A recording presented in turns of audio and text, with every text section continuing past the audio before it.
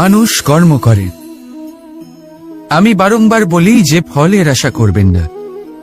তাও মানুষ কোথাও না কোথাও নিজের কর্মের বদলে কোনো না কোনো ফলের আশা অবশ্যই রাখেন। কখনো তিনি সফল হন, কখনো অসফল। সেই জন্যই আমি বলি যে ফলের আশা কখনো রাখবেন না, কারণ সাফল্য বা অসফলতা মনের মধ্যে রাখলে কখনো কোনো লাভ হয় না। যদি সাফল্য মনের মধ্যে রাখেন তাহলে অহংকার জন্ম নেবে। যদি অসফলতা মনের মধ্যে রাখেন তাহলে এক হীনমন্যতায় আপনি ভুগবেন, যা দিয়ে কোনো শুভকর্ম হবে না।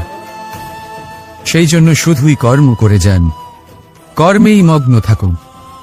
আর আসুন আমার সাথে ভালোবেসে বলুন, রাধা রাধা। জীবনের এই পথে এগোতে এগোতে আমরা কোথাও থেমে যাই। আমরা জানি না কেন।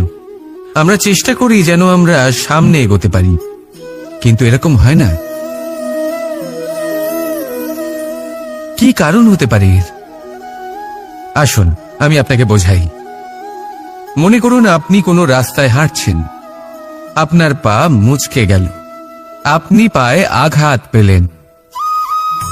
এখন এই আঘাত যদি আপনাকে পথ চলতে বাধা দেয় তখন আপনি থেমে যান। যদি আপনার ভাবনা চিন্তা ক্ষুদ্র হয় তাহলে আপনি জীবনে কখনোই এগোতে পারবেন না। ভেঙে যাওয়া কলম দিয়ে আপনি কখনো চিঠি লিখতে পারবেন না। ঠিক সেইভাবেই যদি আপনার মনে অন্যের জন্য হিংসা থাকে তাহলে আপনি আপনার নিজের ভাগ্য লিখতেই পারবেন না।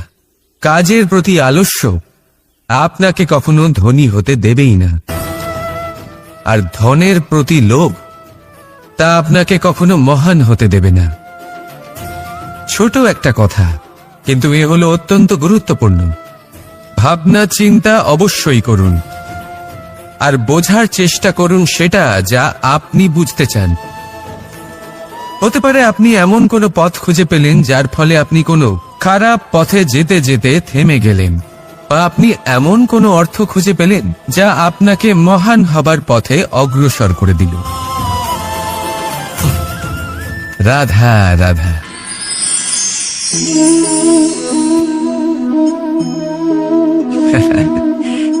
আপনি হয়তো ভাবছেন আমি কি করছিটা কি। আজ আমি ভাবলাম যে রান্না করতে একটু সাহায্যই করে দিই, তাই চাল বেছে দিচ্ছিলাম। ভেবেছিলাম এই কাজটা অত্যন্ত কঠিন হবে। না, সহস্র ভালো চালের মধ্যে থেকে দুটো কাকুর বাছা শুধুমাত্র অভ্যেসের ব্যাপার। বাস্তবে কঠিন কাজ আর শিল্পকলা সেটাই যেখানে কয়েক হাজার কাকরের মধ্যে থেকে একটা রত্ন বের করতে হয়। এবারে সারমর্ম কি হতে পারে? সারমর্ম হলো এটাই, বড় তিনি হন না যিনি মানুষের মধ্যে খামতি বের করেন। মাহাত্ম্য তাতেই, শ্রেষ্ঠত্ব তাতেই, যা অন্যের ভেতরে থাকা ভালো গুণগুলি বের করে তার সম্মুখে, এই সংসারের সম্মুখে প্রস্তুত করতে পারেন। আসুন আমার সাথে ভালোবেসে বলুন, রাধা রাধা। কোনো ব্যক্তির নির্মাণ হয় কিভাবে? কেউ বলবেন পঞ্চতত্ত্বের দ্বারা, কেউ বলবেন আত্মা, দেহ ও চেতনার দ্বারা, কেউ বলবেন ঈশ্বরের কৃপার দ্বারা, তো কেউ বলবেন এই প্রকৃতির পরীক্ষার দ্বারা। না, মানুষের নির্মাণ হয়ে থাকে বিশ্বাস দ্বারা। ব্যক্তি তখনই গড়ে ওঠেন যখন ব্যক্তিত্ব থাকে, ঠিক কিনা? আর ব্যক্তিত্ব তখনই হবে আর সেরকমই হবে যেরকম বিশ্বাস আপনি নিজের উপরে রাখবেন। যদি আপনি মনে করেন আপনি বিষের ন্যায় হবেন তাহলে আপনি বিষাক্তই হবেন। যদি আপনি এটা মনে করেন যে আপনি অমৃতের ন্যায় হবেন তাহলে আপনি অমরই হয়ে যাবেন। যদি আপনি নিজের উপরে বিশ্বাস রাখেন যে আপনি সংসারের সব থেকে উঁচু পর্বতের শিখরে পৌঁছতে পারবেন তাহলে আপনি অবশ্যই পৌঁছবেন। যদি আপনার এরকম মনে হয় যে আপনি এরকম কখনো করতে পারবেন না, তাহলে এরকম কখনোই হবে না। ভেবে দেখবেন, বিশ্বাসের মধ্যেই বিশ্ব বাস করে থাকে। তো আপনার অস্তিত্ব কেন করবে না? যেমন বিশ্বাস আপনি নিজের উপরে রাখবেন, তেমনই আপনি হয়ে উঠবেন। সেই জন্য নিজের উপরে বিশ্বাস রাখুন। আর হ্যাঁ, ভালোবেসে বলুন, রাধা রাধা। এই সম্পর্ক হলো গুরু এবং শিষ্যের। গুরু হলেন ধনুকের সেই প্রত্যঞ্চার মতো, যিনি নিজেকে পেছনে রেখে শিষ্যকে তার গন্তব্যের দিকে এগিয়ে দেন, তাকে নিজের লক্ষ্য ভেদ করতে দেন, আর সর্বদাই কঠোর হয়ে থাকেন যাতে শিষ্য কখনোই নিজের লক্ষ্যচ্যুত না হয়। ধন্য হলেন এমন গুরু যারা শিষ্যকে নিজের গন্তব্যে পৌঁছেও দেন এবং তার সব কৃতিত্ব তাকেই দেন, নিজের শিষ্যকে, নিজের বাণকে। তাহলে আপনারা চিরকাল এরকম গুরুকে মনে রাখবেন, সর্বদা তাদের সম্মান করবেন, সর্বদা তাদের ভালোবাসবেন, কখনো জীবনে পিছিয়ে পড়বেন না আপনি। আসুন আমার সাথে ভালোবেসে বলুন, রাধা রাধা। আপনি কি কখনো কোনো উঁচু পর্বতের শিখরে পৌঁছতে পেরেছেন? যদি পৌঁছে থাকেন বা যদি আপনি কোনো উঁচু পর্বতের শিখরে যান, তাহলে ভালো করে দেখবেন, আপনি যত উঁচুতে অগ্রসর হতে থাকবেন, আস্তে আস্তে সমস্ত বনস্পতি বিলুপ্ত হতে থাকে। তারপরে সমস্ত গাছপালা, পশু পাখি সব বিলুপ্ত হতে থাকে।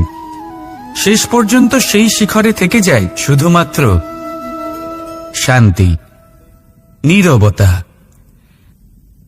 আমাদের মানুষের সাথেও এটাই হয়। মানুষ যখন আত্মবিকাশের পথে অগ্রসর হতে থাকে এবং নিজের জীবনের শিখরে পৌঁছতে চায়, তখন তার একা থাকা অত্যন্ত প্রয়োজনীয় হয়। আর তাকে তখন ত্যাগ করতে হয় নিজের সুখ স্বাচ্ছন্দ্য, নিজের সম্পত্তি, নিজের সমৃদ্ধি, নিজের সৌন্দর্য।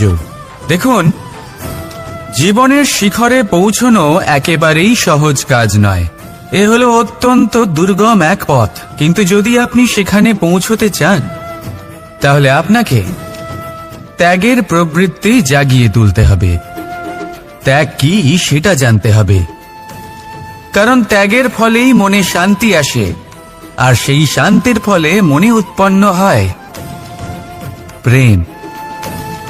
আর এই প্রেমই হলো জীবনের অন্তিম লক্ষ্য। তাহলে আসুন আমার সাথে ভালোবেসে বলুন, রাধা রাধা। মানুষ নিজের জীবনে ঈশ্বরকে খুব মান্য করে, ওনার জন্য কি না করে। ভিন্ন ভিন্ন নামে তাকে স্মরণ করে, তাকে পুজো করে, তার আরাধনা করে। সে জানে যে ঈশ্বর তাকে শক্তি অবশ্যই দেবেন, তাকে সাহায্য অবশ্যই করবেন। কিন্তু যখন প্রশ্ন আসে গুরু এবং ঈশ্বরের, তখন গুরুর মান কখনো কম হওয়া উচিত নয়। কারণ সত্যি বলতে কি, গুরুই হলেন সেই সিঁড়ি যা বেয়ে আপনি ঈশ্বরের কাছে পৌঁছানোর পথ খুঁজে পাবেন। সেই পথ আপনি গুরুর থেকেই পাবেন। গুরু না থাকলে আপনি কখনো ঈশ্বর লাভ করতেই পারবেন না। আর জীবনে অনেক সময় লক্ষ্যের থেকেও অনেক বেশি গুরুত্বপূর্ণ হলো পথ। তাই এই পথের সম্মান করতে শিখুন, অর্থাৎ গুরুকে সম্মান করতে শিখুন, কারণ গুরুই হলেন পরমেশ্বর। তাহলে আসুন আর আমার সাথে ভালোবেসে বলুন, রাধা রাধা। পঞ্চমহাভূত। জীবন রচনায় এর অবদান অনস্বীকার্য। এই পঞ্চমহাভূত আসলে কি? জল, বায়ু, অগ্নি, মাটি আর আকাশ। এবার শুধুমাত্র জীবন রচনায় এর অবদান আছে তা নয়, শুধু শরীর রচনাতে এর যোগদান আছে তা নয়, বরং এরা হলো আমাদের জীবনের সব থেকে বড় শিক্ষক।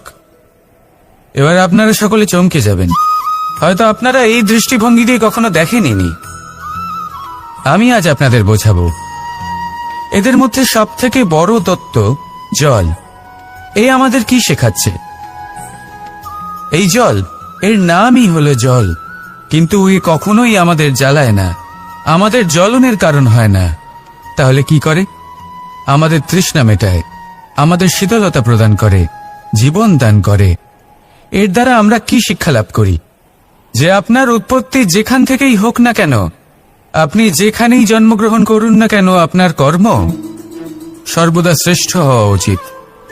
আপনি জলকে যে কোনো পাত্রে রাখুন না কেন, সে সেই অনুসারেই নিজের আকার ধারণ করে নেয়। এর দ্বারা আমরা কি শিক্ষা পাই? এই শিক্ষাই পাই যে যে কোনো পরিস্থিতিতেই নিজেদের মানিয়ে নিতে হবে, নিজেকে সেরকম করে নিতে হবে। যে দেশেই থাকি না কেন, যে স্থানেই থাকি না কেন, যে পরিস্থিতিতেই থাকি না কেন, যে ব্যক্তির সাথেই থাকি না কেন, আমাদের সুখময় হয়ে জীবন অতিবাহিত করা উচিত। দেখুন, আমাদের কত বড় একটা শিক্ষা দিল এই জল, যা আমরা কোনোদিন দেখতেই পাইনি। নিজেকে জলের মতোই করে তুলুন। সুখের ধারায় স্বাচ্ছন্দ্যে প্রবাহমান হতে থাকবেন আপনি। নিজের আকারকে ভেঙে ফেলুন, নিজের সীমা লঙ্ঘন করুন। আপনি অবশ্যই একদিন মহানুভবতা অনুভব করবেন। তাহলে আসুন আর আমার সাথে ভালোবেসে বলুন, রাধা রাধা। আপনি কখনো কোনো পর্বতে চড়েছেন? কথায় আছে, যখন আমরা পর্বত আরোহণ করি, ওপরে ওঠার সময় দুর্ঘটনার সম্ভাবনা কিছুটা কমে যায়। সেখানেই যখন পর্বত থেকে নিচে নামি, তখন দুর্ঘটনার সম্ভাবনা অত্যন্ত বৃদ্ধি পায়। অর্থাৎ নামার সময় আমাদের আরো ভারসাম্য বজায় রাখতে হয়, আরো সাবধানে থাকতে হয়, অর্থাৎ বিবেককে জাগিয়ে রাখতে হয়। এবার জীবনেও সাফল্যের পর্বত আরোহণের সাথে এটাই হয়। যখন আমরা সাফল্যের পর্বত আরোহণ করতে থাকি, তখন এমনি আমাদের লক্ষ্য আমাদের গন্তব্যের দিকে থাকে। আমরা নিরন্তর পরিশ্রম করি, চেষ্টা করতে থাকি, আমাদের মধ্যে সেই উৎসাহ থাকে, সেই সাহস থাকে। কিন্তু একটা কথা সত্যি, সমস্ত আরোহণের পরে অবরোহণ থাকে। আর এই অবরোহণই থাকে যেখানে বেশিরভাগ মানুষ নিজের ভারসাম্য বজায় রাখতে পারেন না, আর সেখানেই ভেঙে পড়েন। তাই জীবনে যদি সাফল্যের শিখরে পৌঁছতে চান, তাহলে আপনাকে নিরন্তর প্রয়াস করতে হবে, সংঘর্ষ করতে হবে, পরিশ্রম করতে হবে, আর নিজের লক্ষ্যের দিকে একাগ্রতা কেন্দ্রীভূত করতে হবে। তাহলে আপনি নিজের লক্ষ্য অবশ্যই পাবেন। কিন্তু যখন অবরোহণের সময় আসবে, যা নিশ্চিত রূপে আসবেই, তখন আপনাকে সংঘর্ষ করতেই হবে, ধৈর্য ধরতেই হবে, সাবধানে থাকতেই হবে, ভারসাম্য বজায় রাখতেই হবে।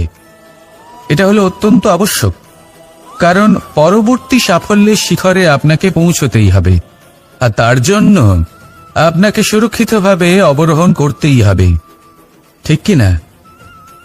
আসুন আর আমার সাথে ভালোবেসে বলুন, রাধা রাধা। যখনই কোনো ঘূর্ণিঝড় আসে, কোনো প্রলয় আসে, তখন দেখবেন তা কত বৃহৎ প্রভাব ফেলে, কত বড় বিনাশ ঘটায়, বিধ্বংস সৃষ্টি করে। যখন বন্যা আসে, তখন কত গভীর প্রভাব ফেলে, কত সর্বনাশ ঘটায়। নদীর পাড়ও ভেঙে বয়ে নিয়ে যায়। সেখানে কোনো গাছকে দেখুন, শান্তভাবে দাঁড়িয়ে থাকে, চুপ করে, আর নিজের কাজ করে, ছায়া প্রদান করে, ফল প্রদান করে, কোনো শব্দ না করেই নীরবে কর্ম করে।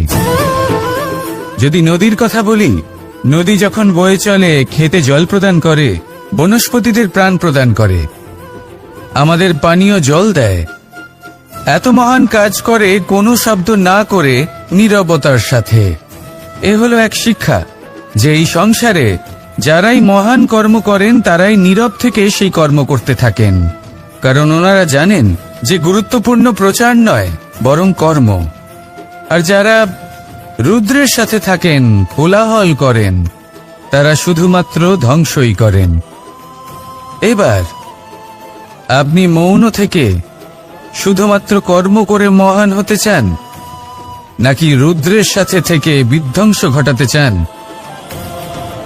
সিদ্ধান্ত আপনারই। আসুন আর আমার সাথে ভালোবেসে বলুন, রাধা রাধা। মন্থন।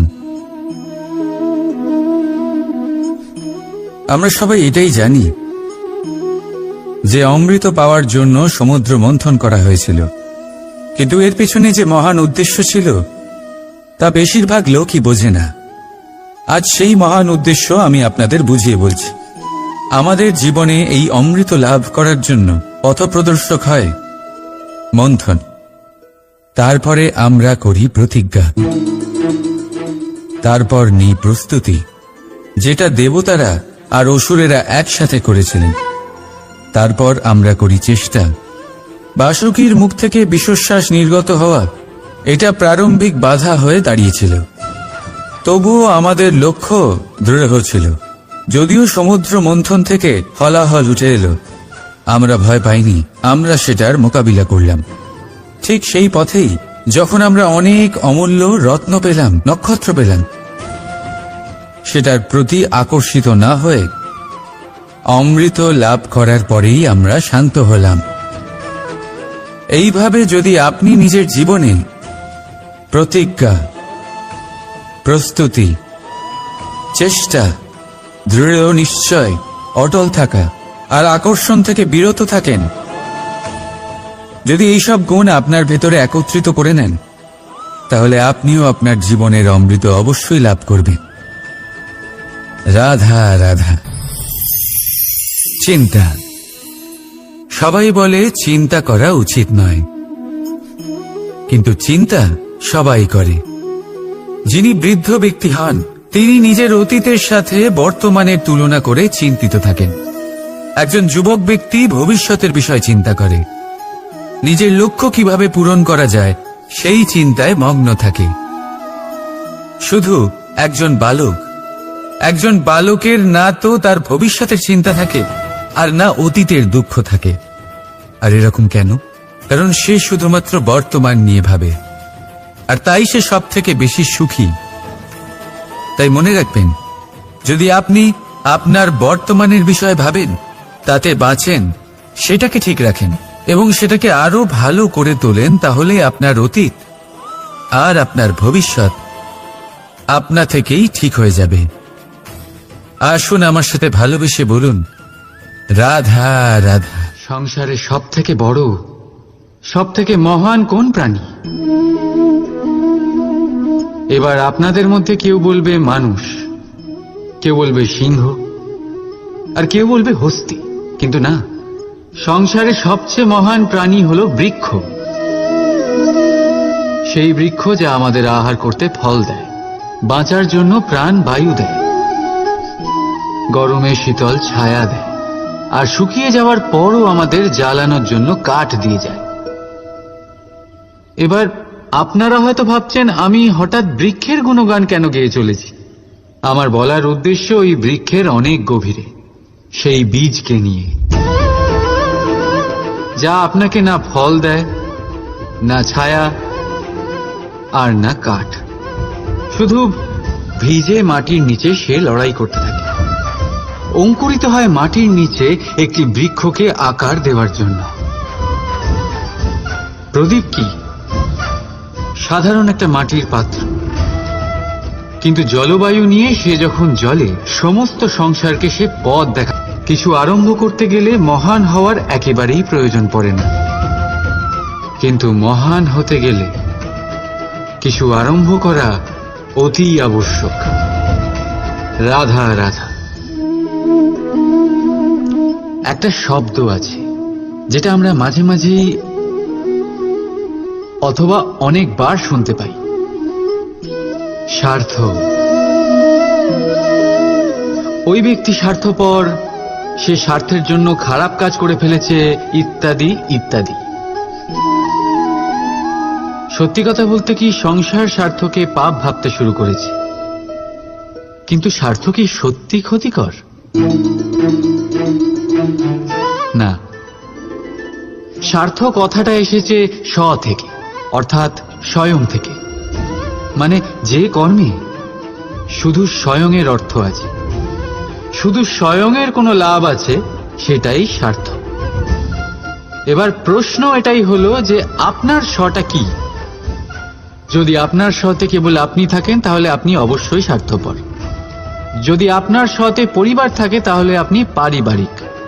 যদি আপনার স্বতে অন্য লোক থাকে, তাহলে আপনি পরোপকারী। আর যদি আপনার স্বতে এই সংসার থাকে, তাহলে আপনি পরমার্থী। তাহলে নিজের স্বার্থ থেকে দূরে যাবেন না, সেটার বিস্তার করুন। নিজের অস্তিত্বের বিস্তার করলে এই স্বার্থ নিজেই পরমার্থে পরিণত হবে। রাধা রাধা। আমি আপনাদের বলেছিলাম যে সংসারের সবথেকে বড় অস্ত্র আর সবথেকে বড় সম্বল হলো বন্ধুত্ব। কিন্তু এই বন্ধুত্ব কেমন হওয়া উচিত?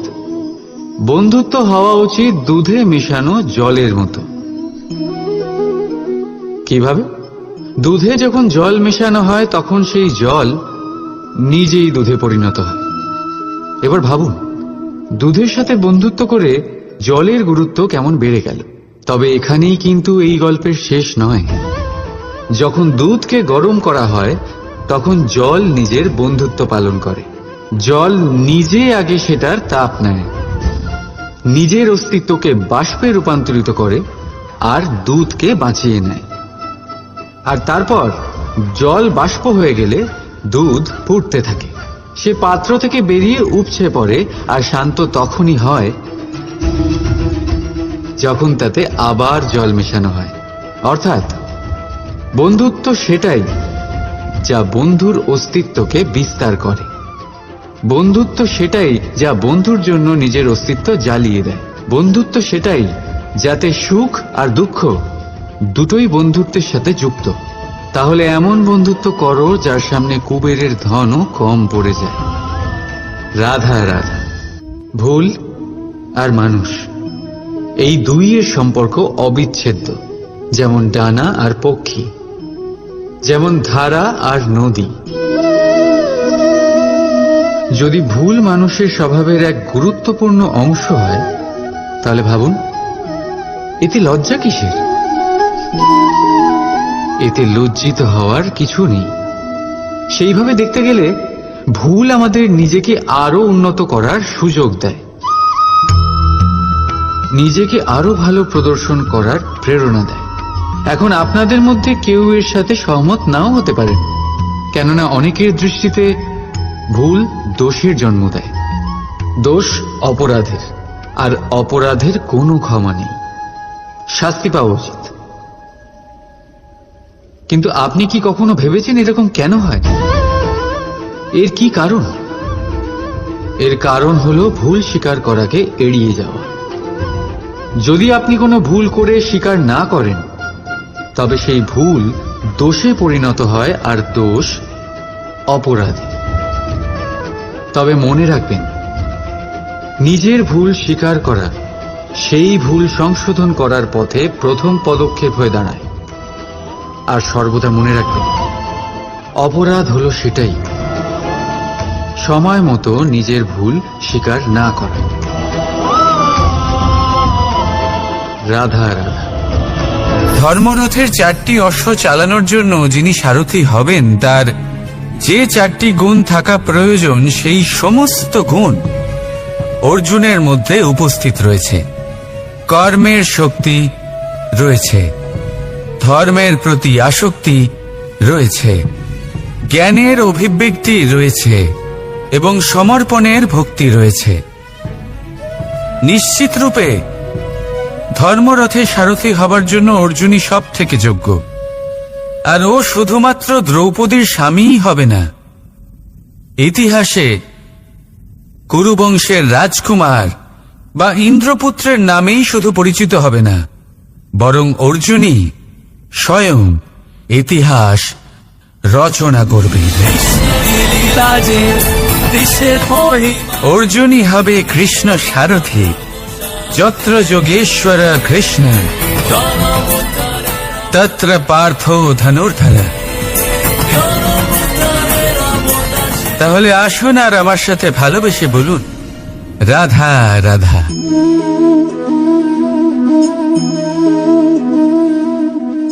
আপনার কি মনে হয় আমি কি করছি? আপনি বলবেন আমি প্রদীপ জ্বালাচ্ছি, সঠিক। কিন্তু প্রশ্ন হচ্ছে যে আমি কি আপনাকে বলেছি যে একে প্রদীপ বলা হয়? না। এই প্রদীপ কি নিজেই নিজের পরিচয় আপনাকে দিয়েছে? না। তাহলে আপনি কি করে জানলেন যে একে প্রদীপ বলা হয়? উত্তর হচ্ছে প্রকাশ। যে স্বয়ং জ্বলে অন্ধকারের মধ্যে সংসারকে পথ দেখায়, সেটাই প্রদীপ। যা নিরাশার মাঝে আশার আলো প্রদর্শন করে, সেটাই প্রদীপ। অপর দিকে আছে সাপ, যাকে না দেখেও তার ফনার আওয়াজ শুনেই লোকে ভয় পেয়ে যায়। তার মানে ব্যক্তির পরিচয় তার কর্মের দ্বারা পাওয়া যায়। তাই আপনার এটা বলার প্রয়োজন নেই যে আপনার পরিচয় কি। এটা আপনার কর্মই নিশ্চিত করবে যে লোকে আপনাকে প্রদীপ ভেবে ভালোবাসবে নাকি সাপ ভেবে ভীত হয়ে থাকবে। রাধা রাধা। সময় কত বিচিত্র হয়। সময় আমাদের পক্ষে থাকলে আমরা নিজেদের রাজা মনে করে নিই, আর সেই সময় যদি বিপক্ষে চলে যায় তাহলে নিঃস্ব হতে সময় লাগে না। তাই মানুষের একটা অভ্যেস আছে, খারাপ সময়ের জন্য কিছু সঞ্চয় করা। আত্মীয়, বন্ধু খারাপ সময়ে পাশ থেকে সরে যায়। যশ, মান প্রতিকূল সময় চিরস্থায়ী হয় না। তাই মানুষ মনে করে অর্থ সঞ্চয় করাই শ্রেয়। অর্থের কোনো হৃদয় নেই যা সময়ের সাথে পরিবর্তিত হবে। সংসার বলে সর্বদা অর্থ সঞ্চয় করতে থাকে। খারাপ সময় অবশ্যই কাজে লাগবে, কিন্তু আমি বলবো শুভ কর্ম করতে থাকুন, আনন্দে থাকুন, নিজের ওপর আর ঈশ্বরের ওপরে বিশ্বাস রাখুন। খারাপ সময় কখনো আসবেই না। রাধা রাধা। প্রকৃতি মানুষকে এক বিশেষ শক্তি দিয়েছে, অন্য জীবের থেকে বেশি শক্তি দিয়েছে। স্মরণ শক্তি। এই শক্তি মানুষকে অন্য জীবের থেকে ভিন্ন করে, ইতিহাস রচনা করার প্রেরণা দেয়, জ্ঞানকে বংশানুক্রমে এগিয়েও নিয়ে যায়। আর যারা ভুলে যান, অধিকাংশ সময় তারা উপহাস আর দয়ার পাত্র হয়ে যান। কিন্তু এটাই কি প্রকৃত রূপে সত্য? না। এই স্মরণ শক্তি মানুষের বিকাশের সব থেকে বড় বাধা হয়ে দাঁড়ায়। তার মনকে দূষিত করে দেয়। খারাপ অভিজ্ঞতা, কারোর করা বিশ্বাসঘাতকতা, কারোর কটাক্ষ বেশিরভাগ মানুষই ভুলতে পারেন না। আর তারপর প্রতিশোধ নিতে উদ্যত হন। প্রথমে সময় নষ্ট করেন প্রতিশোধের প্রস্তুতিতে, আর তারপর সময় নষ্ট করেন প্রতিশোধ নেওয়ার সুযোগ খুঁজতে। যদি সন্তুষ্টি পেতে চান, যদি জীবনে আনন্দ পেতে চান, তাহলে স্মরণ শক্তির সদ্ব্যবহার করুন। নিজের স্মরণ শক্তিকে চালনা করুন শুধুমাত্র ভালো কথা আর ভালো স্মৃতির দিকে। জীবনে আনন্দ পাবে। রাধা রাধা। মানুষ নিজের পরিবারের জন্য কত কিছুই না করে, দিন রাত পরিশ্রম করতে থাকে যাতে তার পরিবারের প্রয়োজন পূরণের জন্য অর্থ রোজগার করতে পারে। কিন্তু শুধু অর্থ রোজগার করাটাই কি যথেষ্ট? আপনি বলবেন, হ্যাঁ নিশ্চয়ই, অর্থ দিয়ে সব কিছু পাওয়া যায়, বিদ্যা পাওয়া যায়, বাড়ি পাওয়া যায়, ওষুধ পাওয়া যায়, আর কত কিছুই না পাওয়া যায়। এইসব একটা পর্যায় পর্যন্ত সঠিক, কিন্তু একটু মন দিয়ে ভেবে দেখুন, যখন কোনো শিশু অসুস্থ হয়ে পড়ে তখন সে ওই তিক্ত ওষুধ কেন খেয়ে নেয়? এই জন্য কারণ ওর পিতা সেই ওষুধ অর্থ দিয়ে কিনেছে? না, বরং এই জন্য কারণ তার পিতা যে তার সামনে দাঁড়িয়ে, তার ওপরে তার বিশ্বাস আছে। বিশ্বাস আছে যে উনি তার কিচ্ছু হতে দেবেন না। এই বিশ্বাস, এই সংস্কার, এই শিক্ষা কখনো অর্থ দিয়ে পাওয়া যায় না। এইটা পাওয়া যায় সেই সময় থেকে যা মাতা পিতা তাদের সন্তানের সাথে কাটিয়েছেন। তাই জীবনে অর্থ অবশ্যই উপার্জন করুন, কিন্তু নিজের পরিবারকেও সময় দিন। আনন্দ পাবে।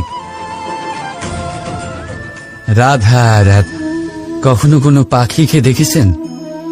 যখন তারা ডিম পাড়তে প্রস্তুত হয় তখন তারা সবচেয়ে আগে একটা স্থান খোঁজে, একটা স্থান যা বর্ষা, রৌদ্র আর শত্রুর থেকে সুরক্ষিত হয়। তারপর তারা বাসা তৈরি করে, তারপরেই ডিম পাড়ে। আর তারপর যখন সেই ডিম ফুটে তার সন্তানদের জন্ম হয়, সে তাদের খাবার খাওয়ায়, তাদের রক্ষণাবেক্ষণ করে। কিন্তু যখন তাদের ডানা গজায় তখন না সে তাদের খাবার দেয় আর না তাদের বাসা বানাতে শেখায়। শুধুমাত্র তাদের উড়তে শেখায় সে। তারপর সেই বাচ্চারা আকাশে উড়তে শিখে নিজেরাই নিজেদের খাবার জোগাড় করতে শিখে যায়, নিজেরাই নিজেদের বাসা বানাতে শিখে যায়। আর আমরা মানুষেরা কি করি? আমাদের সন্তান বড় হয়ে যাওয়া সত্ত্বেও তাদের নিয়ে সর্বদা দুশ্চিন্তা করি। তার জন্য আমরা গৃহ নির্মাণের চেষ্টা করি। নিজের সন্তানকে আরো শক্তিশালী করে গড়ে তোলার বদলে তাকে আমরা দুর্বল করে দিই। জীবনে সেটাই করুন যা একটা পাখি করে। নিজের সন্তানকে আকাশে ওড়ার শিক্ষা দিন, সংস্কার দিন, আর একটা নির্দিষ্ট সময়ের পরে তাকে নিজের আকাশ নির্ধারণ করতে মুক্ত করে দিন। রাধা রাধা। সাগরে সেতু বাঁধার গল্প তো আপনারা নিশ্চয়ই শুনে থাকবেন। রামচন্দ্রের সেনাকে 100 যোজন সমুদ্র অতিক্রম করে লঙ্কায় আক্রমণ করতে হতো। সেতুকার নল আর নীল সেতু বাঁধার উপায় বের করল, কিন্তু প্রশ্ন ছিল সেতু বাঁধা কি করে হবে? সমুদ্র অত্যন্ত গভীর। কত পাথর দেওয়া হলে এই বিশাল সমুদ্র অতিক্রম করা সম্ভব হবে? তখন এক উপায় নির্ধারিত হল। পাথরের ওপর লেখা হলো রামের নাম। আর যখন সেই পাথরগুলোকে সাগরে ফেলা হলো সেগুলো ভাসতে লাগলো। এবারে কেউ বলবেন এটা রামচন্দ্রের নামের মহিমা, কেউ বলবেন এটা নারায়ণের কোনো জাদু। কিন্তু না, এটা রামচন্দ্রের সেই গুণ, ওনার ব্যক্তিত্বের সেই মহান দিক যা ওনার প্রতিনিধিত্ব করেছে। তাই সেই পাথরও সাগরে ভেসে ওঠে।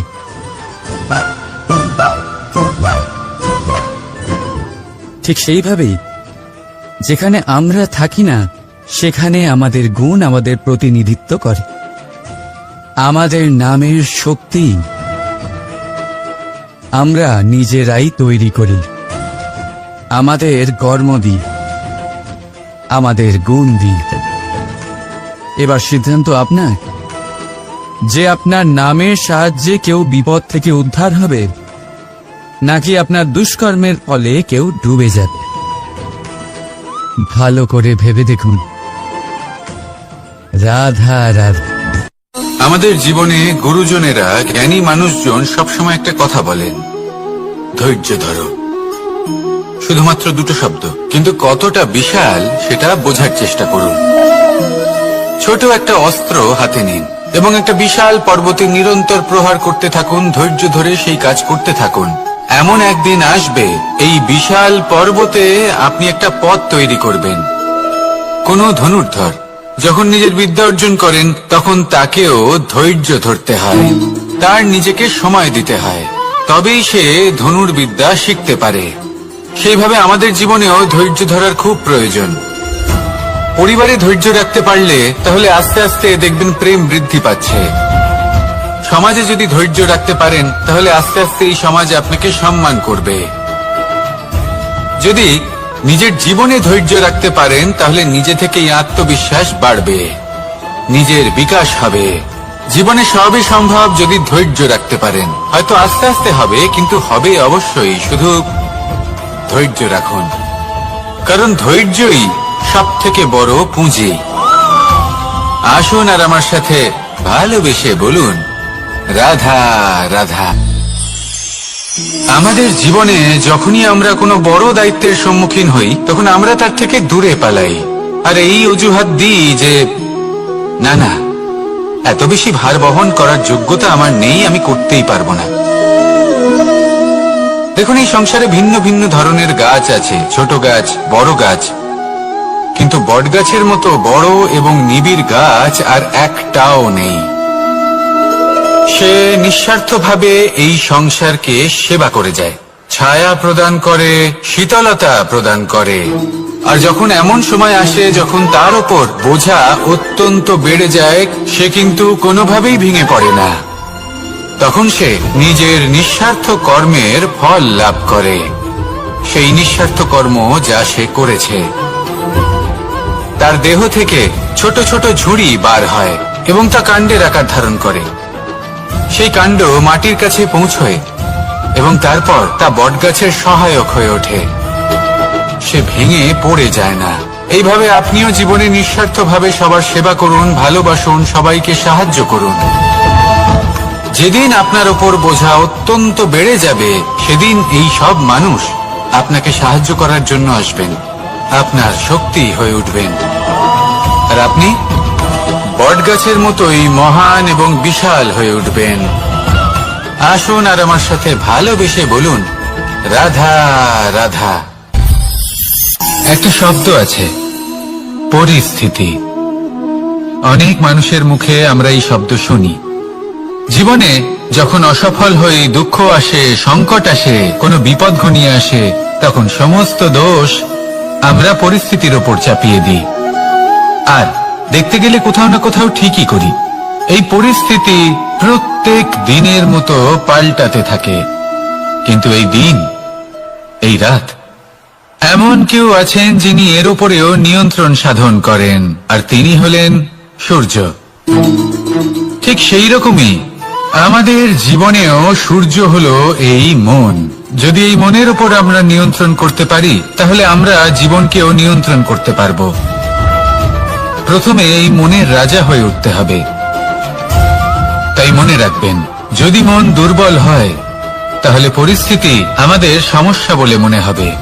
এই মন যদি স্থির হয়, পরিস্থিতি প্রতিস্পর্ধা বলে মনে হবে। আর এই মন যদি শক্তিশালী হয়ে ওঠে, তাহলে যে কোনো পরিস্থিতি আপনার কাছে একটা সুযোগ মাত্র, এমন এক সুযোগ যাতে অগ্রসর হয়ে আপনি মহান হয়ে উঠতে পারেন। এই মনের শক্তির বৃদ্ধি ঘটান, মহান হয়ে উঠুন, আর আমার সাথে ভালোবেসে বলুন, রাধা রাধা। খুব সুন্দর একটা কাহিনী আছে। একবার এক ব্যক্তি নিজের অসফলতার জন্য ত্রস্ত হয়ে সময় দেবতার তপস্যা করতে বসলেন। উনি তপস্যা করলেন এবং সময় দেবতা প্রসন্ন হলেন, মানুষের রূপ ধারণ করে ওনার সামনে প্রকট হলেন। এবার সেই ব্যক্তি ওনাকে জিজ্ঞেস করলেন যে কি এমন আছে যার জন্য আপনি বারবার জয়ী হন আর আমি চিরকাল পরাজিত হয়ে থাকি? কেন এত পরিশ্রম করা সত্ত্বেও আমি সাফল্য লাভ করতে পারি না?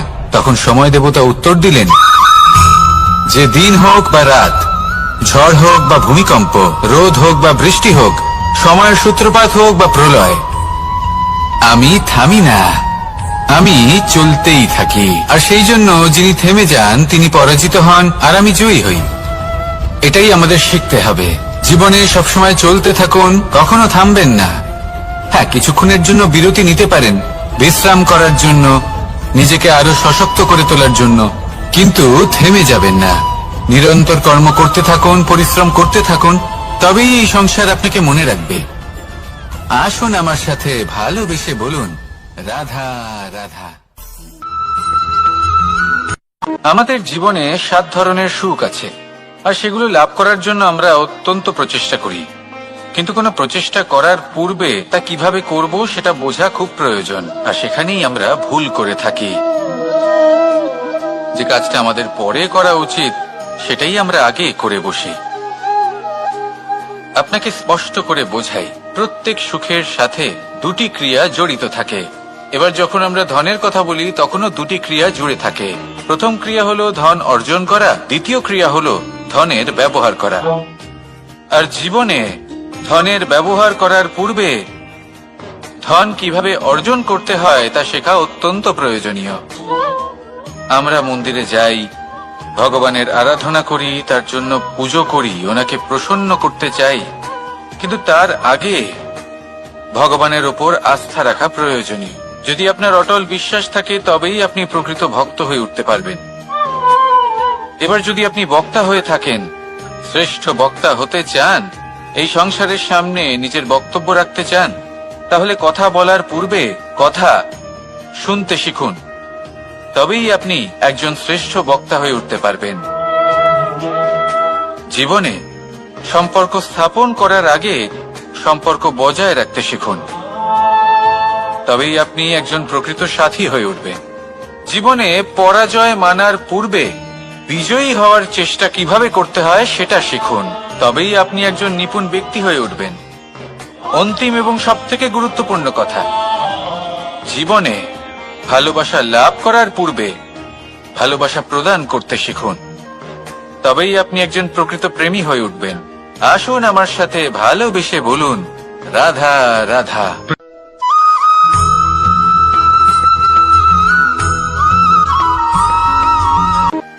মানুষের শরীরের বিভিন্ন অঙ্গ দ্বারা ভিন্ন ভিন্ন প্রকারের কাজ করা হয়, আর সেই জন্য মানুষ নিজের শরীরের যত্ন করে, তার খেয়াল রাখে, নিজের শরীরকে সুস্থ রাখে, স্বচ্ছ রাখে, বস্ত্র পরিধান করে, আর কোথাও আঘাত লাগলে ক্ষতস্থান ঢেকে ফেলে।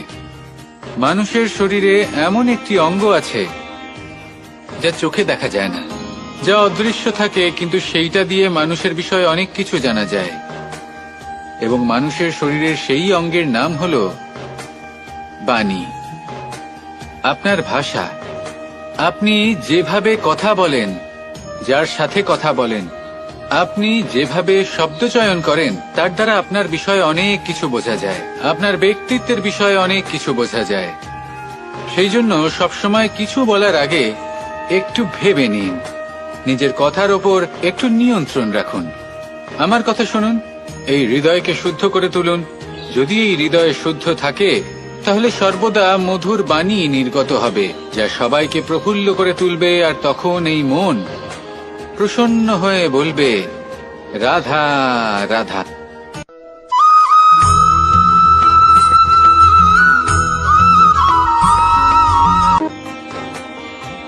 কেউ আমাকে মাখন চোর বলেন, কেউ বা আমাকে মুরলী মনোহর বলেন, কেউ আমাকে যুদ্ধ বিমুখ বলেন, কেউ বা আমাকে সুদর্শনধারী বলেন, কিন্তু আমি আসলে কে?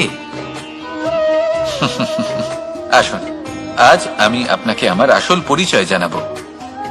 বাড়িতে সুস্বাদু মাখন থাকা সত্ত্বেও গোপীদের কাছে সুমধুর ভালোবাসাপূর্ণ বকুনি খাওয়া যে ভালোবাসে, সেই হলো কৃষ্ণ।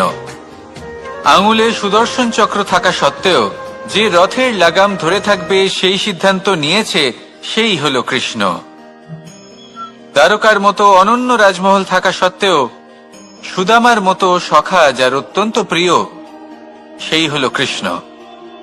যদি আপনার মনে প্রেম থাকে, আপনি প্রেম বিতরণ করেন, সবাইকে ভালোবাসেন, এবং ভালোবাসা রক্ষার খাতিরে শস্ত্র হাতে নিতেও আপনি সক্ষম থাকেন, তাহলে আপনি হলেন কৃষ্ণ।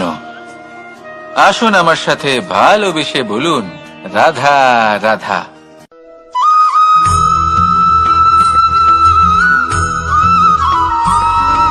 ধন, সম্পদ, ঐশ্বর্য, মানুষ হয় নিজের সৌভাগ্যের দ্বারা এগুলো লাভ করে থাকেন বা কর্মের দ্বারা। সৌভাগ্য আসলে কি? গ্রহের দশা, যা প্রত্যেক মুহূর্তে বদলাতে থাকে। কর্মের মাধ্যমে যখন আপনি ধন অর্জন করেন, তখন সেই ধন আপনার আগামী প্রজন্ম লাভ করে। সেটা হয় সে ভোগ করে বা তার জন্য তার ভোগান্তি হয়। আর এটা নির্ভর করছে আপনার কর্মের ওপরে। কি কর্ম করেছেন আপনি সেই ধনকে লাভ করার জন্য।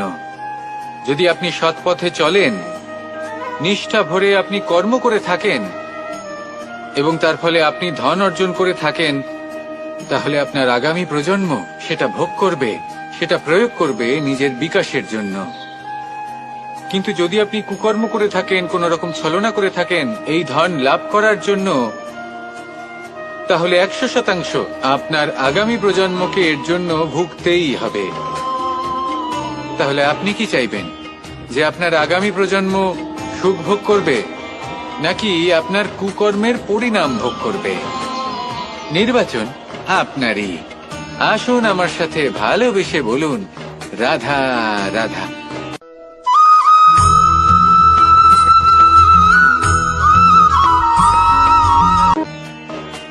এমন অনেক মানুষ আছেন যারা আমাকে ভগবানের পরিভাষা জানতে চান, যে ভগবান আসলে কি, তিনি কেমন। এবার দেখুন, ভগবান হোক বা আপনার স্বপ্ন হোক বা আপনার লক্ষ্য হোক না কেন, সেই লক্ষ্য তখনই পূর্ণ হয়, তখনই তাকে লাভ করা সম্ভব, যখন আপনার দৃষ্টিভঙ্গি মঙ্গলময় হয়, যখন আপনি নিজে মনে করবেন যে আমি যেটা পেতে চাইছি তা শুভ। উদাহরণস্বরূপ, কোনো পাখিকে দেখুন, সে গাছের ডালে বসে এবং সেখানেই বিশ্রাম করে, কিন্তু পড়ে না। কেন? কারণ ওর বিশ্বাস যে যে শাখার উপরে ও বসে আছে সেটাই হলো ওর বাসস্থান। যদি আপনি বিশ্বাস করেন, তাহলে আপনি পাথরের মধ্যেও ভগবান দর্শন করতে পারবেন। আর যদি বিশ্বাস না থাকে, তাহলে যদি ভগবান সামনে দাঁড়িয়েও থাকে, তবেও আপনার বিশ্বাস হবে না। তাই বিশ্বাস করতে শিখুন। এই বিশ্বাসের আধারেই আপনি সেই সব কিছু পাবেন যা আপনি পেতে চাইছেন। আসুন আমার সাথে ভালোবেসে বলুন, রাধা রাধা।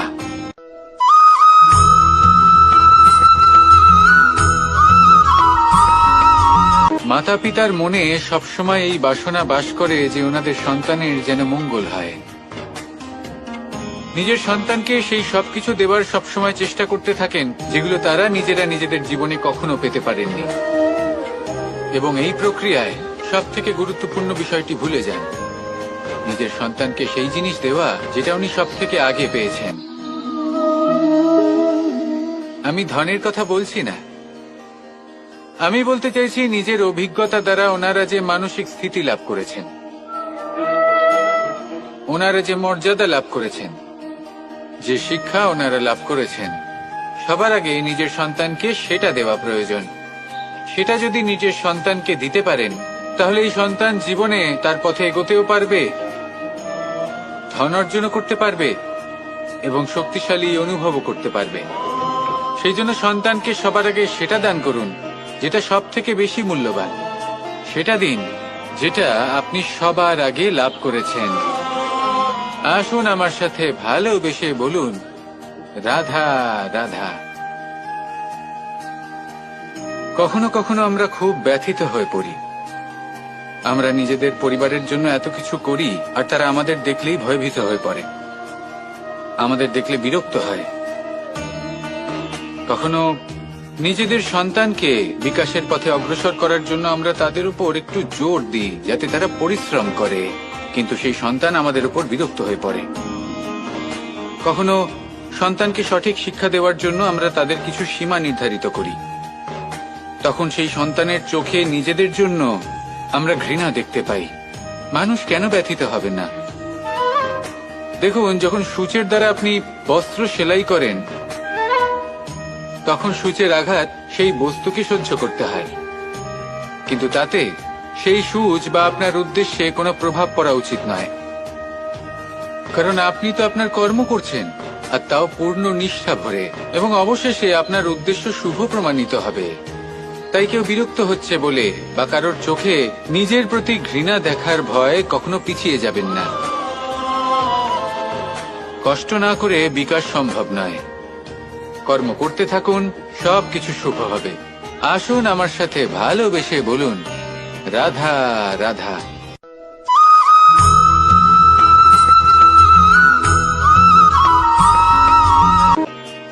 জল হলো জীবনের আধার। যদি জল না থাকে, এই সংসারের জীবনের কোনো অস্তিত্ব নেই। এই জল হলো শুদ্ধ, পবিত্র। কিন্তু যখন এই জল পরিবেশের সংস্পর্শে আসে, তখন ধুলো, ময়লা, কাদা এবং অন্যান্য বস্তু দ্বারা এই জল পূর্ণরূপে দূষিত হয়ে যায়। এবার যদি এই জলের শুদ্ধিকরণ করতে হয়, তাহলে আমরা এই জলকে অস্থির হতে দিই না, তাকে স্থিরভাবে রেখে দিই। আর সেটা করলে সেই জল নিজে থেকেই সকল অশুদ্ধি ত্যাগ করে দেয়, নিজে থেকেই নিজেকে শুদ্ধ করে তোলে। এটা কিন্তু আমাদের মনের সাথেও হয়ে থাকে। এই সংসারে এত সমস্যার সম্মুখীন হয়েও কোথাও না কোথাও আমাদের এই মন মলিন হয়ে যায়, এতে নেতিবাচক ভাব জাগ্রত হয়। সেই মুহূর্তে আপনি কোনোভাবে রাগ করবেন না, মন খারাপ করবেন না, তাড়াতাড়ি কোনো সিদ্ধান্ত নেবেন না, কোনো প্রতিক্রিয়া দেবেন না। শুধু নিজের এই মনকে শান্ত করে রাখবেন, শান্ত মনে দিন যাপন করবেন। যদি এটা করেন তাহলে আপনি নিজে থেকেই বুঝতে পারবেন যে কি কি অশুভ ভাব আপনার মধ্যে জাগ্রত হয়েছে আর কি কি শুভ চেতনা আপনাকে জাগ্রত করতে হবে। আপনি নিজে থেকেই এমন পথ খুঁজে পাবেন যার দ্বারা এই অশুদ্ধি আপনি ত্যাগ করতে পারবেন।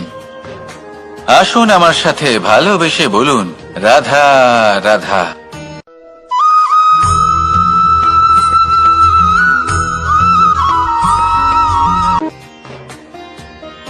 প্রেমের পরিভাষা আসলে কি? ভিন্ন ভিন্ন ধরনের ব্যক্তি, ভিন্ন ভিন্ন ধরনের প্রেমী, আলোচক বিভিন্ন ধরনের পরিভাষা প্রদান করেন এই প্রেম নিয়ে। কিন্তু প্রত্যেকের মনেই কখনো কখনো এই প্রশ্ন এসেছে, এই ভালোবাসা আসলে কি? নিজের প্রিয়তমকে জয় করাই কি প্রেম? চার হাত এক হয়ে যাবার নামই কি প্রেম? নিজের আবেগ ব্যক্ত করাই কি ভালোবাসা? না, প্রেমের অর্থ কাউকে লাভ করা নয়, বরং তার মাঝে বিলীন হয়ে যাওয়া। যদি কারোর হাত ধরে থাকি তাহলে আজীবন তার সাথে পথ চলা হলো প্রেম। প্রেম শুধুমাত্র সেটা নয় যা প্রেমী আর প্রেমিকার কেশদামে মালা বেঁধে দেয়। মাতা পিতার জন্য দিনরাত পরিশ্রম করা, নিজের পরিবারের জন্য দিনরাত পরিশ্রম করা, সেটাও প্রেম। নিজের বন্ধুদের জন্য, আপনজনের জন্য সবকিছু উজাড় করে দেওয়ার নাম হলো ভালোবাসা। নিজের মাতৃভূমির জন্য সাহসের সাথে লড়াই করা এবং আনন্দে নিজের জীবন ত্যাগ করে দেওয়াও কিন্তু প্রেমের নামান্তর। সেই জন্য যারা বুদ্ধিমান ব্যক্তি তারা কখনো প্রেমের পরিভাষা খুঁজতে চান না, কারণ তারা জানেন যে এই প্রেম কতটা বিশাল। তারা জানেন যে এই প্রেম হলো এক বিশাল সাগর যাকে নিজের মুঠোয় ধরে রাখা যায় না। সেই জন্য এই প্রেমের সাগরে ডুবে যান এবং সকলকে ভালোবাসতে শিখুন। যদি সবাইকে ভালোবাসতে পারেন তাহলে তাদেরও কল্যাণ হবে যারা আপনাকে ভালোবাসে, এবং সকলকে ভালোবাসতে শিখুন। যদি সবাইকে ভালোবাসতে পারেন তাহলে তাদেরও কল্যাণ হবে যারা আপনাকে ভালোবাসে, তাদেরও কল্যাণ হবে যাদেরকে আপনি ভালোবাসেন, আর আপনারও কল্যাণ হবে। আর তখন এই মন ভালোবেসে বলবে, রাধা রাধা।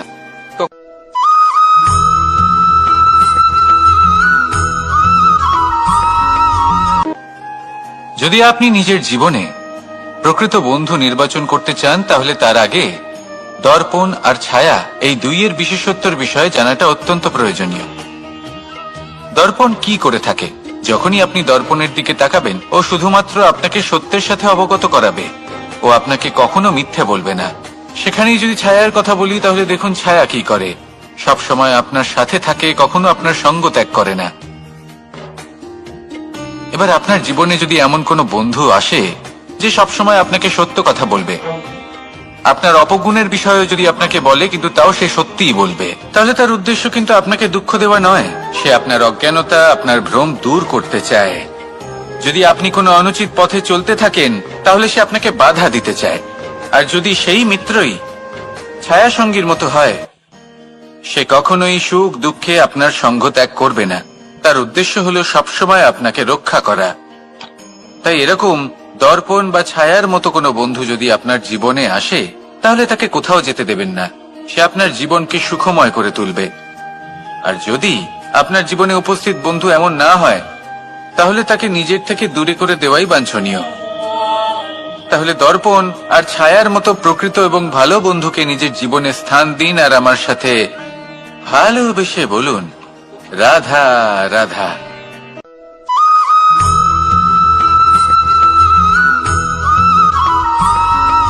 কখনো এই প্রশ্ন আসতে পারে যে ইমারত কেন নির্মাণ করা হয়, কেন উৎসব পালন করা হয়, কেন মানুষ নিজেদের জন্মদিন পালন করেন, কেন দোল, বিজয়া দশমী, রাখি, দীপাবলির মতো উৎসব পালন করা হয়। যদি এগুলো পালন না করা হয় তাতে কি যায় আসে? যদি এই দোল উৎসব পালন না করা হয় তাহলে কি এই সংসার ভুলে যাবে যে নারায়ণের প্রতি ভক্তির কারণে ভক্ত প্রহ্লাদকে অগ্নি স্পর্শও করতে পারেনি। যদি বিজয়া দশমী পালন না করা হয় তাহলে কি এই সংসার ভুলে যাবে যে এই দিনে শ্রীরাম রাবণকে বধ করেছিলেন? যদি আমরা দীপাবলির এই উৎসব পালন না করি তাহলে কি এই সংসার এটা ভুলে যাবে যে অযোধ্যাতে অমাবস্যার এমন এক রাত এসেছিল যে রাত্রে অযোধ্যা পূর্ণিমার থেকে বেশি উজ্জ্বল হয়ে উঠেছিল? যদি এই রাখি উৎসব পালন না করা হয় তাহলে কি এই সংসারের ভাই এবং বোনেরা একে অপরের প্রতি ভালোবাসা কি সেটা ভুলে যাবে? বিষয়টা ভুলে যাওয়ার নয়, বিষয়টা হলো মনে রাখা। যখন জীবনে আমরা কোনো একটা স্থানে পৌঁছই, উপলব্ধিগুলোর উৎসব পালন করি, যাতে সেই মুহূর্তে আমরা সকলের মধ্যে আনন্দ ছড়াই এবং মানুষ সেই মুহূর্তটা মনে রাখেন। এই স্মৃতিগুলোই মানুষের মধ্যে বিশ্বাসের জন্ম দেয়। এই বিশ্বাস যে আগামী যেদিন আসছে তাতে আরো আনন্দের সম্ভাবনা রয়েছে। ভালোবাসার এই উৎসব, ভালোবাসার এই পার্বণ, এটা মানুষের মনে বিশ্বাসের জন্ম দেয় যে প্রত্যেক যুগে কেউ না কেউ এসেছে এবং পরবর্তীতেও আসবে। তাহলে আসুন আমরা ডুবে যাই আমার লীলার এই প্রেম যাত্রায় এবং ভালোবাসার এমন একটা উৎসব পালন করা যাক যা এই সংসার যুগ যুগ পর্যন্ত মনে রাখবে।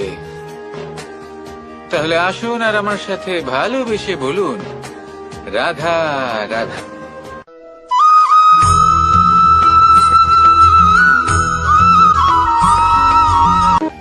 আমাদের এই জীবন, তাতে এই যে সময় চক্র, তা তিনটি ভাগে বিভক্ত। এক হলো অতীতকাল, ফেলে আসা অতীত, তারপরে আসে বর্তমান, এখনকার এই মুহূর্ত, আর তারপর আসে আগামীকাল অর্থাৎ ভবিষ্যৎ। এবার এখানে সবথেকে গুরুত্বপূর্ণ হলো অতীতকাল, ভবিষ্যৎকাল, ফেলে আসা অতীত এবং আগামী সময়। কেন? কারণ এই দুইয়ের উপর নির্ভর করছে যে আপনি বর্তমানে কি করতে চলেছেন। শুধু প্রয়োজন হলো সঠিক দৃষ্টিভঙ্গির। অতীতকালকে যদি আপনি একটি দৃষ্টিভঙ্গি থেকে দেখেন তাহলে অতীতকালে আপনি দুঃখও দেখতে পাবেন, যন্ত্রণাও দেখতে পাবেন। অন্য কোনো দৃষ্টিভঙ্গি থেকে দেখলে আপনি অতীতকাল থেকে শিক্ষাও লাভ করবেন। এবার এই শিক্ষা অনুসারেই বর্তমানে কর্ম করা উচিত। এবং যদি ভবিষ্যতের কথা বলি তাহলে বলবো, ভবিষ্যতের কথা ভেবে আপনি আজ অবশ্যই চিন্তিত হতে পারেন। অন্য একটি দৃষ্টিভঙ্গি থেকে দেখলে এই ভবিষ্যতেই আপনি একটি লক্ষ্য, একটি উদ্দেশ্য দেখতে পাবেন যে আপনি কি করতে চান, কি লাভ করতে চান। এবার সেই অনুসারে বর্তমানে কর্ম করা উচিত, ভবিষ্যৎ এবং অতীতকাল অনুসারে। এভাবেই যদি জীবনে কর্ম করতে থাকেন, আপনার এই বর্তমানের দিনগুলো আপনি একটু নতুন ভাবে বাঁচতে পারবেন। এভাবেই যদি জীবনে এগোতে থাকেন তাহলে আপনার জীবনে আনন্দের উদ্ভব হতে কেউ বাধা দিতে পারবে না। আসুন আমার সাথে ভালোবেসে বলুন, রাধা রাধা।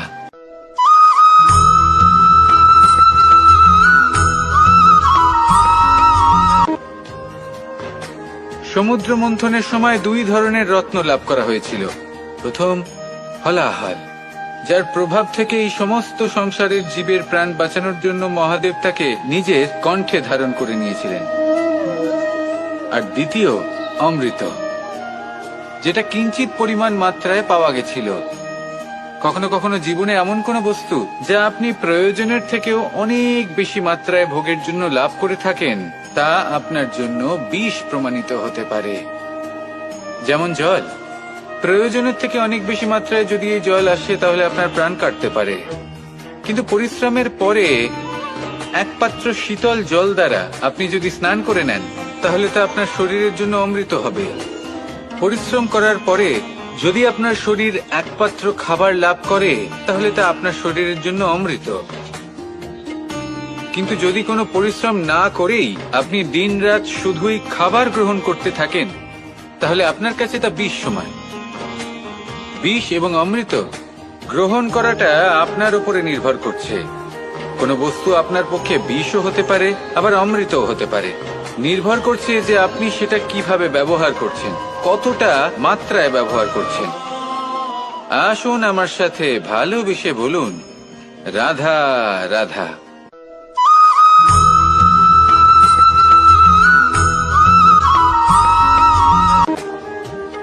সুখ দুঃখ, মৃত্যু, মহামারী, এগুলো কখনো বলে আসে না, আবার জিজ্ঞাসা করেও আসে না।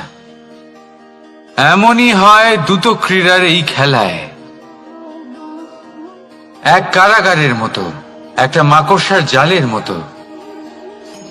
যেমন একটা মাকড়সার জাল একটা পোকাকে নিজের দিকে আসতে আকর্ষিত করে নিজের চমকের দ্বারা, নিজের গঠন দ্বারা, সেরকমই দ্রুত ক্রীড়ার এই খেলা মানুষকে নিজের দিকে আসতে প্ররোচিত করে। শেষে গিয়ে মানুষ আটকা পড়ে। পার্থক্য শুধু এটাই, যখন এক পোকা এই জালে জড়িয়ে পড়ে তখন সে তার প্রাণ হারায়। মানুষ যখন এই দ্রুত ক্রীড়ায় আকর্ষিত হয়, সে নিজের মান, নিজের ধন সবকিছু হারায়, নিজের বিবেক হারিয়ে ফেলে। কিন্তু আপনি আপনার বিবেক কখনোই হারাবেন না। যদি আপনার মনে লোভ চলে আসে, আপনি লোভী হয়ে ওঠেন। যদি আপনি দ্রুত ক্রীড়ার এই খেলায় আটকা পড়েন, তাহলে মনে রাখবেন, এই খেলা থেকে ফিরে আসা প্রায় অসম্ভবই বলা যায়। নিজের বিবেক কখনো হারাতে দেবেন না, কারণ বিনাশ আসার প্রথম লক্ষণ হলো বিবেকের বোধ চলে যাওয়া। এই প্ররোচনায় কখনো পা দেবেন না। আর আমার সাথে ভালোবেসে বলুন, রাধা রাধা।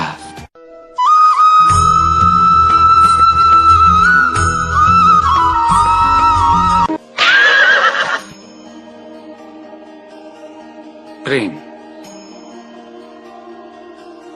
আড়াই অক্ষর, মাত্র আড়াই অক্ষরের এই শব্দ প্রেম, এর মধ্যে ত্রিলোকের এবং সমগ্র ব্রহ্মাণ্ডের বীজ নিহিত আছে। এমন কি আছে যা এই প্রেম করতে পারে না? যেখানে শক্তি এবং বিদ্যা প্রয়োগ করে আপনি কিছুই করতে পারবেন না, সেটাও প্রেম দ্বারা অর্জন করা সম্ভব। প্রেম চাইলে পাথরেও ফুল ফোটাতে পারে। প্রেম চাইলে ন্যাড়া পাহাড়ের বুক চিরে নদীপথ তৈরি করতে পারে। চাইলে নিরক্ষর ব্যক্তিকে সংসারের শ্রেষ্ঠ জ্ঞানী করে তুলতে পারে। শুধুমাত্র এই প্রেমের জন্য সবার দুষ্টু কানাই ঘনশ্যাম হয়ে উঠেছিল। শুধুমাত্র এই প্রেমের টানেই ত্রিলোকের স্বামী দ্বারকাধীশ নির্ধন সুদামার পদসেবাও করেছিলেন। এই প্রেম হলো সংসারের সবথেকে বড় শক্তি। এই সংসারের আধার হলো প্রেম। এমন কিচ্ছু নেই যা এই প্রেমের পক্ষে সম্ভব নয়। যেখানে বিদ্যা এবং শক্তি সাহায্য করতে পারে না, সেখানে এই প্রেম আপনাকে জয়ী করে দিতে পারে। তাহলে আসুন আর আমার সাথে ভালোবেসে বলুন, রাধা রাধা।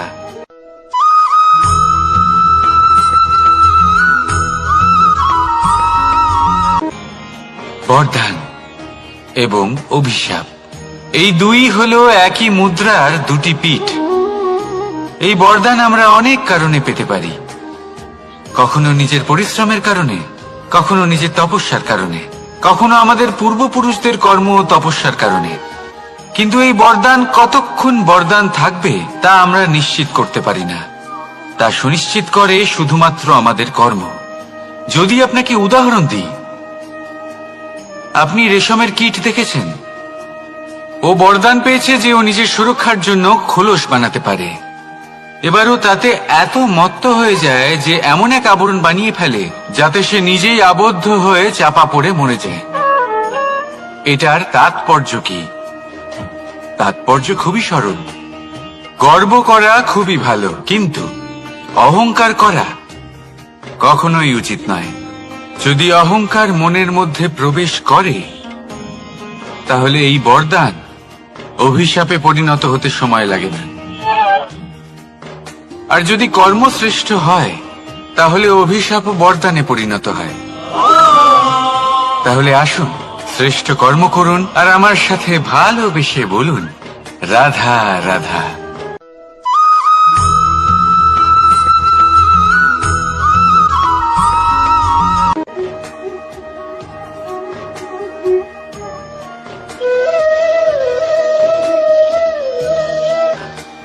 কর্ম এবং ফল, দেখতে গেলে এই সমস্ত ব্রহ্মাণ্ড এই দুইয়ের মাঝেই স্থির হয়ে আছে।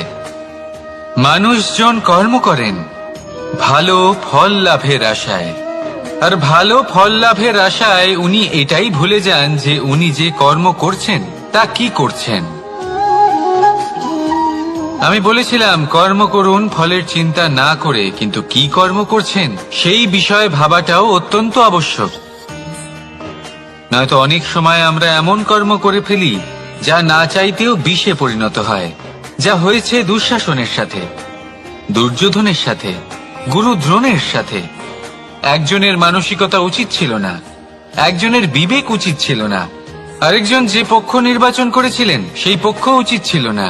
আর যা কিছু ওনাদের সাথে হলো, আপনার আমাদের সকলের সাথে তা হতে পারে। আমি বলেছিলাম কর্ম করুন, ফলের চিন্তা করবেন না, কিন্তু এই কর্মের বিষয়ে বিচার করে দেখাটাও ততটাই আবশ্যক। দেখুন, কর্ম করার উচিত প্রক্রিয়া ফলের চিন্তা না করা, কিন্তু যদি আপনার কর্ম শুভ হয় তাহলে তার ফলও নিয়তি আপনাকেই দেবে। সর্বদা কর্ম করার সময় এটা ভাবুন যে আপনার এই কর্ম এই সংসারকে, এই সমাজকে, আপনার পরিবারকে, আপনার আশেপাশের মানুষজনকে কোন দিশায় নিয়ে যাবে। যদি এটা সবার জন্য মঙ্গলময় হয় তাহলে কর্ম করতে থাকুন।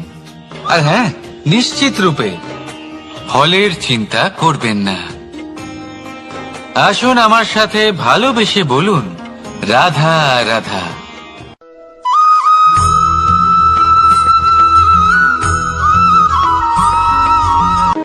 শব্দই হলো শূন্য, শব্দই হলো আরম্ভ, শব্দই হলো অন্ত, শব্দই হলো অমর, শব্দই হলো ব্রহ্ম। এই শব্দ হলো অত্যন্ত বিশেষ। কেউ কাঁদলে তাকে হাসিয়ে তোলে, কেউ হাসলে তাকে কাঁদিয়ে দেয়। কারোর মনে উদ্দীপনা জাগিয়ে তুলতে পারে, আবার কারোর মনে কাঁটা হয়ে বিঁধে থাকতে পারে। একটা অত্যন্ত গুরুত্বপূর্ণ কথা যা বোঝা অত্যন্ত আবশ্যক। আপনার মন, আপনার হৃদয়ে যতই শুদ্ধ হোক না কেন, যতই পবিত্র হোক না কেন, আপনার দৃষ্টিভঙ্গি যতই স্পষ্ট হোক না কেন, যদি আপনার কথা পবিত্র না হয়, যদি আপনার শব্দ শুদ্ধ না হয়, তাহলে তা আপনাকে আপনার কর্মফল ভোগ করতে বাধ্য করবেই। একটা সহজ উদাহরণ দিই। আপনার জীবনে এমন কেউ অবশ্যই থাকবেন যাকে আপনি পছন্দ করেন না, যিনি হয়তো অধর্মী মানুষ, যিনি হয়তো দুর্বুদ্ধি সম্পন্ন মানুষ, কিন্তু তার জন্য অপশব্দ প্রয়োগ করলে তার মধ্যে কোনো পরিবর্তন আসবে না, তার মানসিকতা বদলাবে না, শুধু মনে প্রতিশোধ স্পৃহা জেগে উঠবে, মনে হিংসা জাগবে, আর কিচ্ছু নয়। সেই জন্য নিজের শব্দকে নিয়ন্ত্রণ করুন, নিজের কথা সংযত করুন। শ্রেষ্ঠ থেকে শ্রেষ্ঠতর মানুষকেও সাবধানী হতে হয়, কারণ যদি এই শব্দের প্রয়োগ সঠিক না হয় তাহলে আজীবন মানুষকে নির্বাক হয়ে থাকতে হতে পারে। তাহলে নিজের শব্দ নিয়ন্ত্রিত রাখুন, নিজের কথাকে শুভ করুন, এতে প্রেমবোধ জাগিয়ে তুলুন, আর সেই প্রেমবোধ নিয়েই বলুন, রাধা রাধা।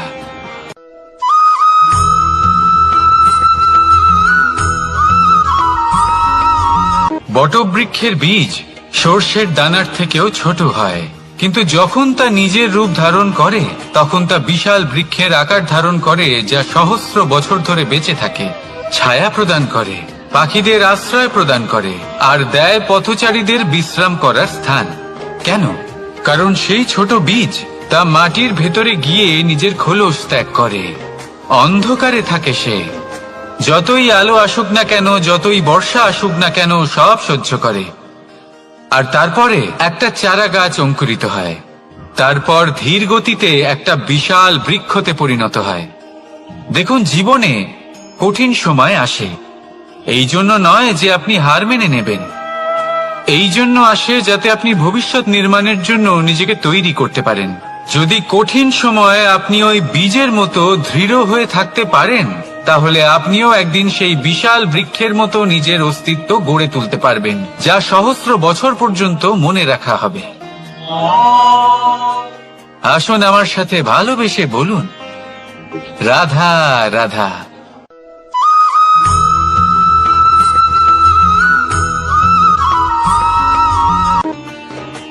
ভগবান আর ভক্ত যখন এক আকার হয়ে যায়,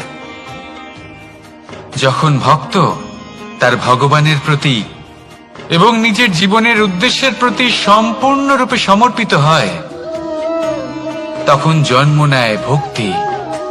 এই সংসারের সমস্ত আশা হয়তো আপনার সঙ্গ ত্যাগ করে দিতে পারে, তখনও ভক্তি সাথে থাকবে। ভক্ত আর ভগবান যখন একাকার হয়ে যায়, তাদের মধ্যে কোনো পার্থক্য থাকে না।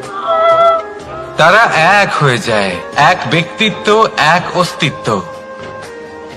সেই জন্য কখনো জীবনে যে কোনো রূপেই, যে কোনো প্রকারেই, যে কোনো ঈশ্বরকে মান্য করুন, মনের মধ্যে শ্রদ্ধা ভাব জাগ্রত করুন, মনে ভক্তি ভাব জাগ্রত করুন।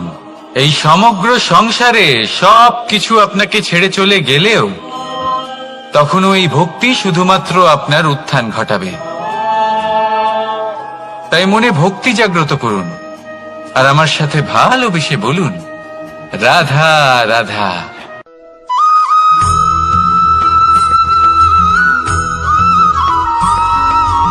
বটবৃক্ষের বীজ সর্ষের দানার থেকেও ছোট হয়, কিন্তু যখন তা নিজের রূপ ধারণ করে তখন তা বিশাল বৃক্ষের আকার ধারণ করে, যা সহস্র বছর ধরে বেঁচে থাকে, ছায়া প্রদান করে, পাখিদের আশ্রয় প্রদান করে আর দেয় পথচারীদের বিশ্রাম করার স্থান। কেন? কারণ সেই ছোট বীজ তা মাটির ভেতরে গিয়ে নিজের খোলস ত্যাগ করে।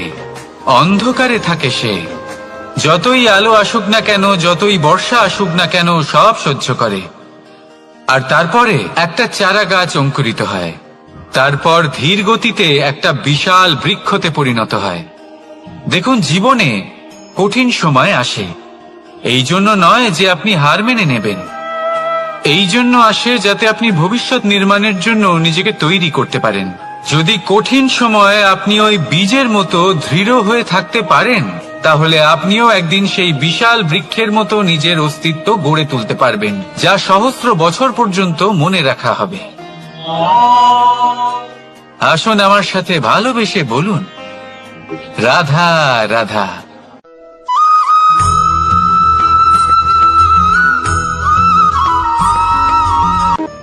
সাফল্য কে না চান? সাফল্য লাভ করার, শিখরে পৌঁছানোর আলাদাই একটা আনন্দ রয়েছে। আর আপনজনদেরও কে না চান? প্রত্যেক মানুষ চান যেন জীবনে তার কোনো আপনজন থাকে, যারা সবসময় তাদের সাথে থাকবে, কারণ আপনজনের সাথেই তো সাফল্যের আনন্দ সব থেকে বেশি পাওয়া যায়। কিন্তু আসলে কি হয়, অনেক সময় সাফল্যের খোঁজে সেই পথে চলতে চলতে আমরা আপনদের থেকে দূরে চলে যাই, না চাইতেও দূরে চলে যেতে হয়, ওনাদের সাথে সময় কাটাতে পারি না। আর আমরা ভুলে যাই যে সাফল্যের আসল আনন্দ আপনজনদের সাথেই পাওয়া যায়।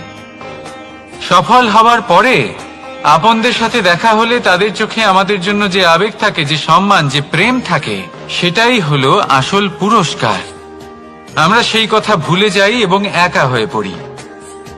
বেশিরভাগ সময় এটাই হয়, বেশিরভাগ সময় সফল মানুষগুলি একা হয়ে যান। এবার আপনি কি চান? আপনি অসফল হয়ে দিনগুলি একাকিত্বে কাটাতে চান, নাকি সফল হয়ে আপনজনদের সাথে আনন্দে থাকতে চান? সেই সিদ্ধান্ত আপনার। সাফল্যের পেছনে ছুটুন, নিজেকে উজাড় করে দিন, কিন্তু আপনজনদের সঙ্গ ত্যাগ করবেন না। সেই আপনজন যারা আপনার সাফল্যের জন্য দায়ী, সেই আপনজন যিনি আপনার সাফল্যে আনন্দ পান, সুখ লাভ করেন, তাদের কখনো ত্যাগ করবেন না। আসুন আমার সাথে ভালোবেসে বলুন, রাধা রাধা।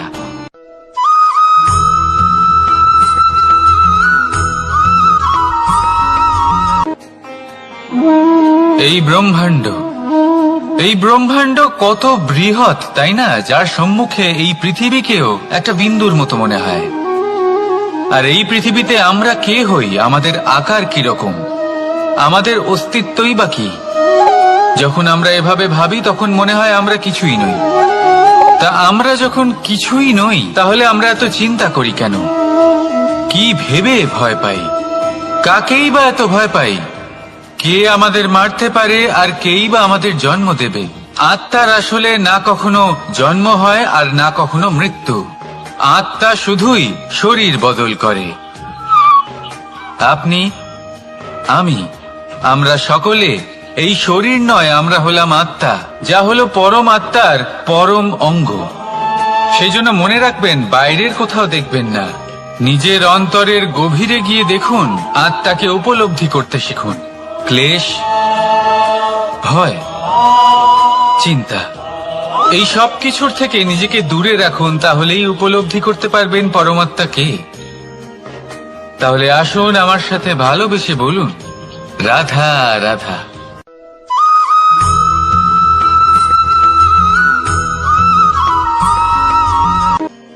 মানুষ আর ধন, এই দুইয়ের মধ্যে সম্পর্ক খুব ঘনিষ্ঠ।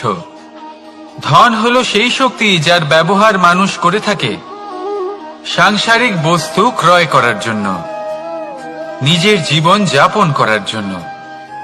আর মানুষ হলো সেই শক্তি যারা ধনকে গুরুত্বপূর্ণ করে তোলেন। এবার একটা কথা বলি, ব্যবহার করা উচিত ধনকে আর ভালোবাসা উচিত মানুষকে। এটা বেশিরভাগ মানুষই বোঝেন না।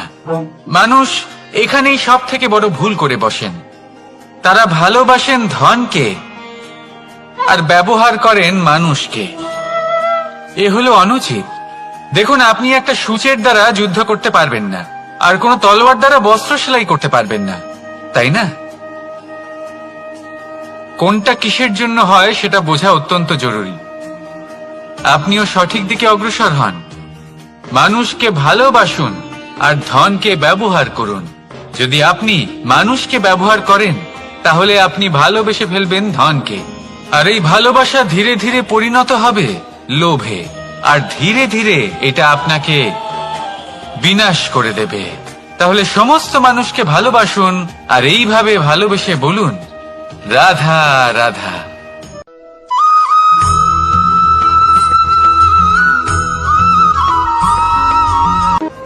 পরিবর্তন এই সংসারের শাশ্বত নিয়ম। কোন রাজা নেই যিনি চিরকাল রাজা থাকেন, কোন ধনী ব্যক্তি নেই যিনি চিরকাল ধনী থাকবেন। এই সংসারে সূর্যের স্থান নেওয়ার জন্য চন্দ্রিমার আগমন ঘটে। কোন স্থান যাকে পতিত বলা হয়েছিল সেখানে মহল তৈরি হয়েছে। কোন স্থান যাকে আজ মলিন বলা হয়েছে কাল সেখানে মন্দির স্থাপন হতে পারে। কোন ঋতু চিরকালের জন্য থাকে না, কখনো সময় চিরকাল একরকম থাকে না। আজ যা আপনার কাছে রয়েছে কাল অন্য কারোর ছিল। আজ যে আপনার কাছে রয়েছে কাল তা অন্য কারোর কাছে চলে যাবে। আপনার সাথে কিছু থাকলে তা হলো আপনার কর্ম, কিন্তু সেই কর্মের পরিণামও আপনার নয়। আপনি শুধু কর্ম করুন, বাকি সবকিছুই পরিবর্তনশীল। কিন্তু সেই পরিবর্তনকে দেখে ভয় পাওয়ার প্রয়োজন নেই, তাকে স্বাগত জানান। যদি আপনি হাসি মুখে সেই পরিবর্তনকে স্বাগত জানান, তাহলে এই পরিবর্তনও হাসি মুখে আপনার সাথে থাকবে।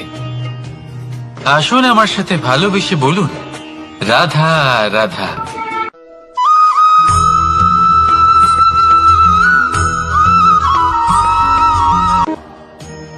বল, শক্তি, পরাক্রম এই সংসারের বিকাশের মূল। কিন্তু কখনো ভেবেছেন যে প্রকৃতি আমাদের এই বল, শক্তি, পরাক্রম কেন দিয়েছেন? যাতে আমরা জীবনে কারোর উদ্ধার করতে পারি, কাউকে সাহায্য করতে পারি, কারোর জন্য ভালো কিছু করতে পারি, কোনো গরিব অসহায় মানুষের জন্য কিছু করতে পারি। এই বল, এই শক্তির সদ্ব্যবহার করতে পারি। কখনো দেখেছেন এমন মানুষ যার কাছে অসীম শক্তি আছে, কিন্তু তার সাথেই অসম্ভব অহংকারও রয়েছে? যিনি নিজেকে সর্বশ্রেষ্ঠ বলে মনে করেন, খারাপ কাজও করেন। আপনি দেখবেন প্রকৃতি এবং মানুষ তাকে ভাঙতে সর্বদা চেষ্টা করেন। মনে রাখবেন, যতই সুবিশাল পর্বত হোক না কেন, তা যদি পথে পড়ে তাকে ভেঙে পথ প্রশস্ত করা হয়। যদি আপনার কাছে বল থাকে, শক্তি থাকে, পরাক্রম থাকে, তাহলে তার সদ্ব্যবহার করুন, কাউকে সাহায্য করুন, কাউকে রক্ষা করুন। যদি আপনি আপনার শক্তির দুর্ব্যবহার করেন, তাহলে মনে রাখবেন আপনি নিজের বিনাশ নিজেই আমন্ত্রণ করছেন। এবার বল অর্জন করার পরে, শক্তি অর্জন করার পরে আপনি নিজেকে বিনাশ করতে চান নাকি এই সংসারের উদ্ধার করতে চান? সিদ্ধান্ত আপনার। রাধা রাধা।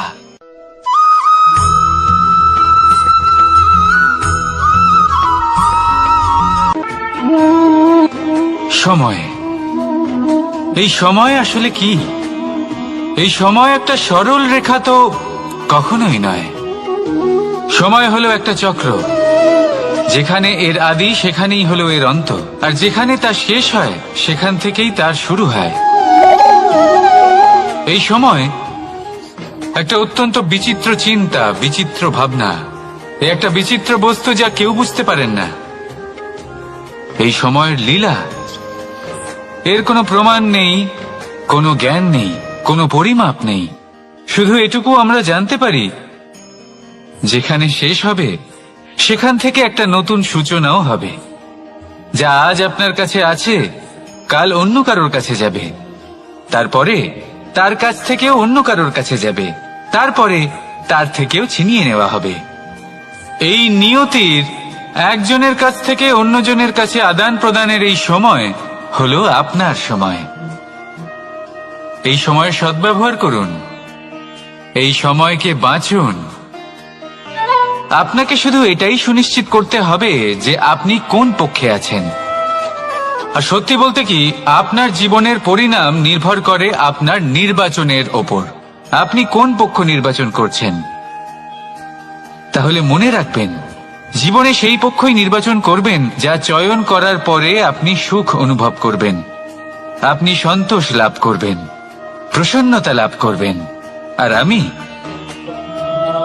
আমি এটাই সুনিশ্চিত করব যে এই পক্ষ যেন শান্তির পক্ষ হয়, এই পক্ষই যেন প্রেমের পক্ষ হয়।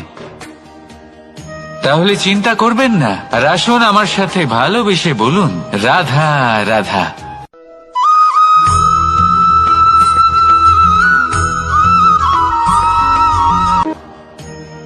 বল, শক্তি, পরাক্রম এই সংসারের বিকাশের মূল।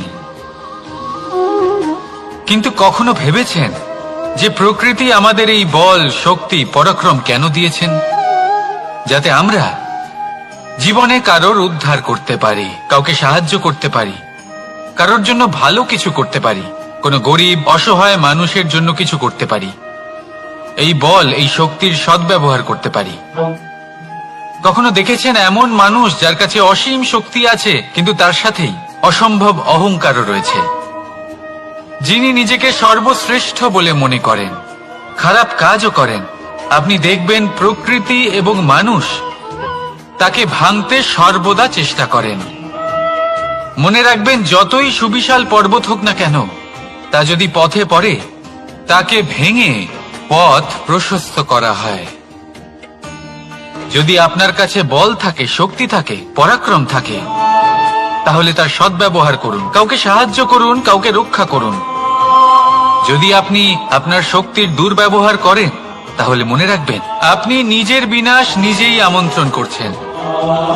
এবার বল অর্জন করার পরে, শক্তি অর্জন করার পরে আপনি নিজেকে বিনাশ করতে চান নাকি এই সংসারের উদ্ধার করতে চান, সিদ্ধান্ত আপনার। রাধা রাধা।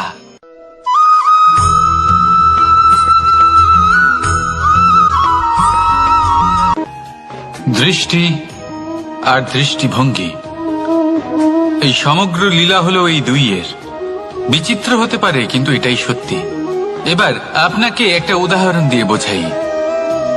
অনেক সময় আপনি কোনো ব্যক্তিকে এটা বলতে শুনবেন যে আমি আমার নিজের উপরে গর্ব করি, আমি নিজেকে নিয়ে গর্ব করি, আমি খুব ভালোভাবে আমার মা বাবার সেবা করি, ওনাদের আমি সবসময় সুখী রাখি, ওনাদের আমি একটা বাড়ি দিয়েছি, সকল সুখ সুবিধা দিয়েছি, ওনাদের জীবনে প্রত্যেক জিনিস দিয়েছি আর দেব যা তাদের প্রয়োজন। এবার আমাকে বলুন যে আপনি কে হন? আপনি হলেন সেই বীজ যা আপনার মাতা পিতা রোপণ করেছেন। আপনার মা বাবাই আপনাকে এই সংসারে জন্ম দিয়েছেন। এবার এইসব কথার কি তাৎপর্য? এই হলো সেই ব্যক্তির দৃষ্টিভঙ্গি। এবার দেখা যাক এই প্রকৃতি আমাদের কি শেখায়।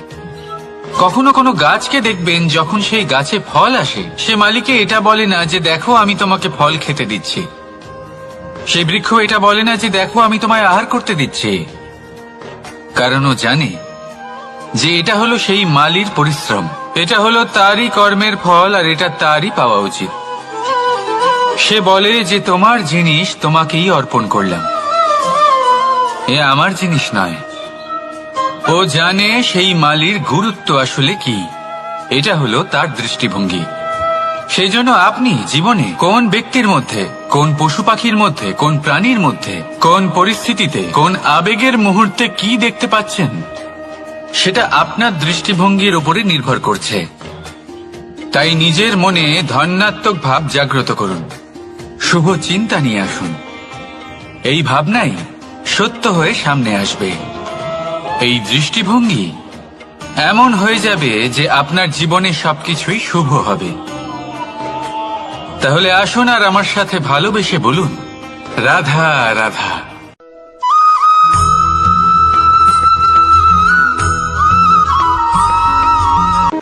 আপনি কি কখনো জলকে নিজের মুঠোতে ধরে রাখার চেষ্টা করেছেন? চলুন আজ করা যাক।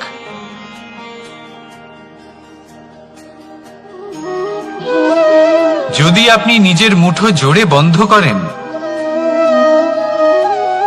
জল ধরে রাখতে পারবেন না। যদি আপনি তাকে এমনি বইতে দেন, তাহলে ও নিজের পথ নিজেই করে নেবে, আর আপনার হাতেও থেকে যাবে। আমাদের জীবনও হলো কিছুটা এরকম, জলের মতো। নিজের পথ নিজেই করে নেয় এই জীবন। প্রত্যেক সমস্যার সমাধান নিজেই করে নেয় এই জীবন। তাই জীবনে যখন কোনো পরিস্থিতি আমাদের প্রতিকূল হয়ে থাকে, কিছুই হয়তো আমরা বুঝতে পারছি না, কিছুই যখন বসে থাকে না, তখন আমরা হতাশ হয়ে পড়ি, নিরাশ হয়ে পড়ি। আর এটাই করা উচিত নয়। শান্ত মনে দেখতে হবে যে এই জীবনে আসলে কি ঘটে চলেছে। কষ্ট সবাই ভোগ করেন। কষ্ট পেলে কেউ রেগে যান, রেগে গিয়ে পরাক্রম দেখান। এটাই তো করা উচিত নয়। শান্ত মনে সেটাই করতে হবে যা জীবন আমাদের শেখাতে চাইছে। জীবন আমাদের সব শিখিয়ে দেবে, শুধু মনে রাখবেন কখন প্রয়াস করতে হবে আর কখন আমাদের প্রতীক্ষা করতে হবে, সেটা আগে আপনাকে বুঝতে হবে। তাহলে আসুন আমার সাথে ভালোবেসে বলুন, রাধা রাধা।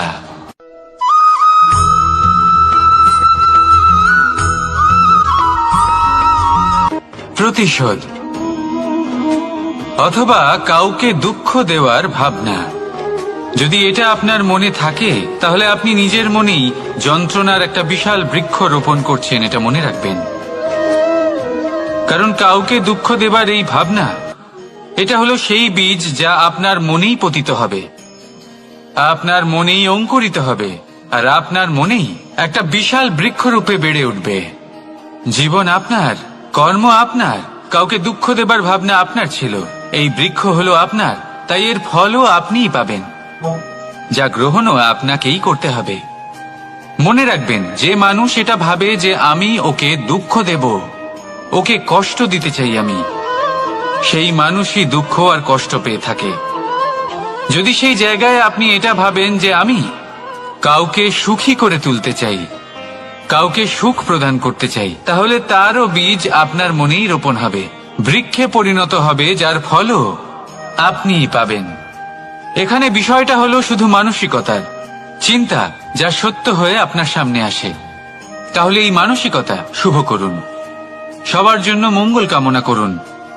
অন্যের মনে আপনার জন্য ভালো চিন্তা থাকুক বা না থাকুক, আপনি সবার জন্য শুভ চিন্তা করে কর্ম করতে থাকুন, তাহলে আপনার সাথেও ভালোই হবে। তাহলে আসুন আর আমার সাথে ভালোবেসে বলুন, রাধা রাধা।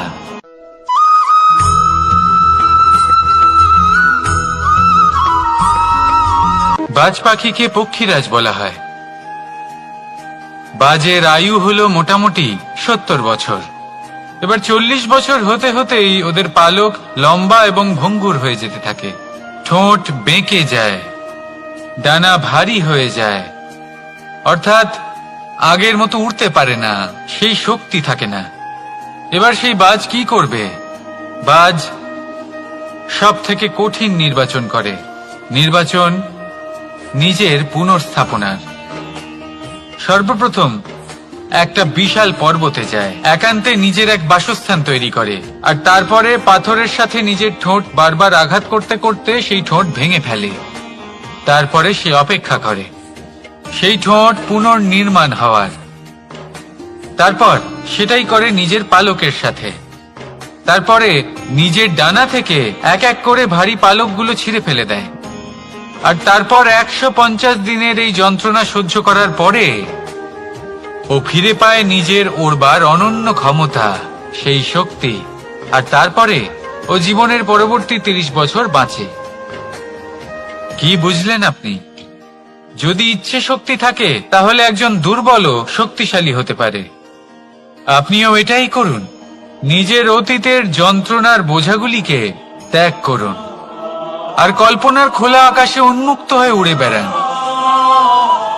নিজের পুনর্স্থাপনা করুন, তবেই সর্বশ্রেষ্ঠ হতে পারবেন। আর মনে রাখবেন, এই ছোট ছোট পদক্ষেপই বড় বড় শিখরে পৌঁছে দিতে পারে। তাহলে আসুন আর আমার সাথে ভালোবেসে বলুন, রাধা রাধা।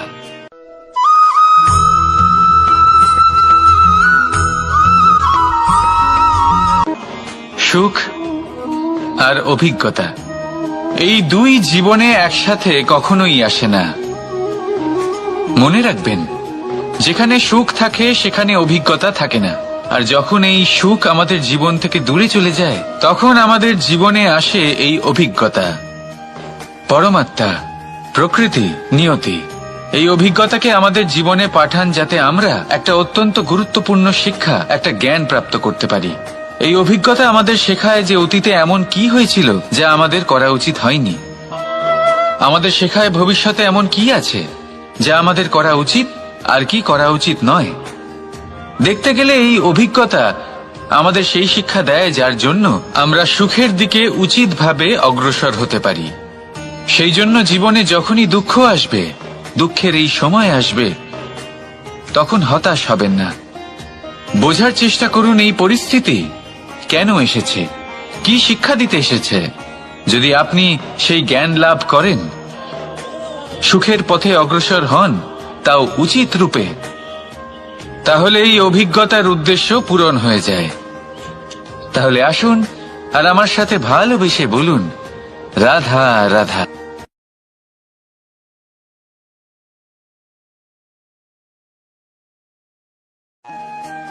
জীবনে আমরা সবাই, এই সংসারে প্রত্যেকেই শুধুমাত্র ওপরে উঠতে চায়। এমন কেউ নেই যে নিচে পড়তে চায়। কিন্তু আপনাকে যদি সত্যের সাথে পরিচয় করাই, তাহলে নিচে পড়া অত্যন্ত আবশ্যক। যখন আপনি নিচে পড়েন, তখন সর্বপ্রথম আপনার মনে পড়ে ওপরে যখন ছিলেন সেই স্থান, সেই সময় এবং তার গুরুত্ব কি ছিল। তার থেকেও বড় শিক্ষা, আপনার যখন পতন ঘটে তখন আপনি বুঝতে পারেন আপনার আপন কে আর আপনার পর কে।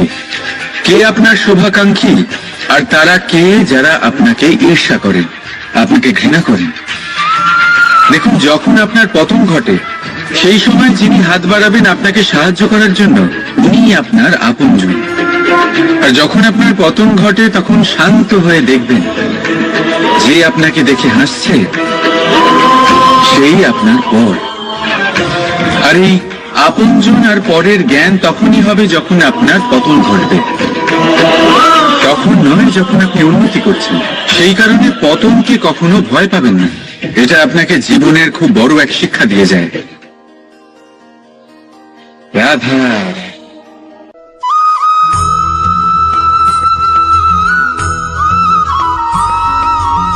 ধর্ম,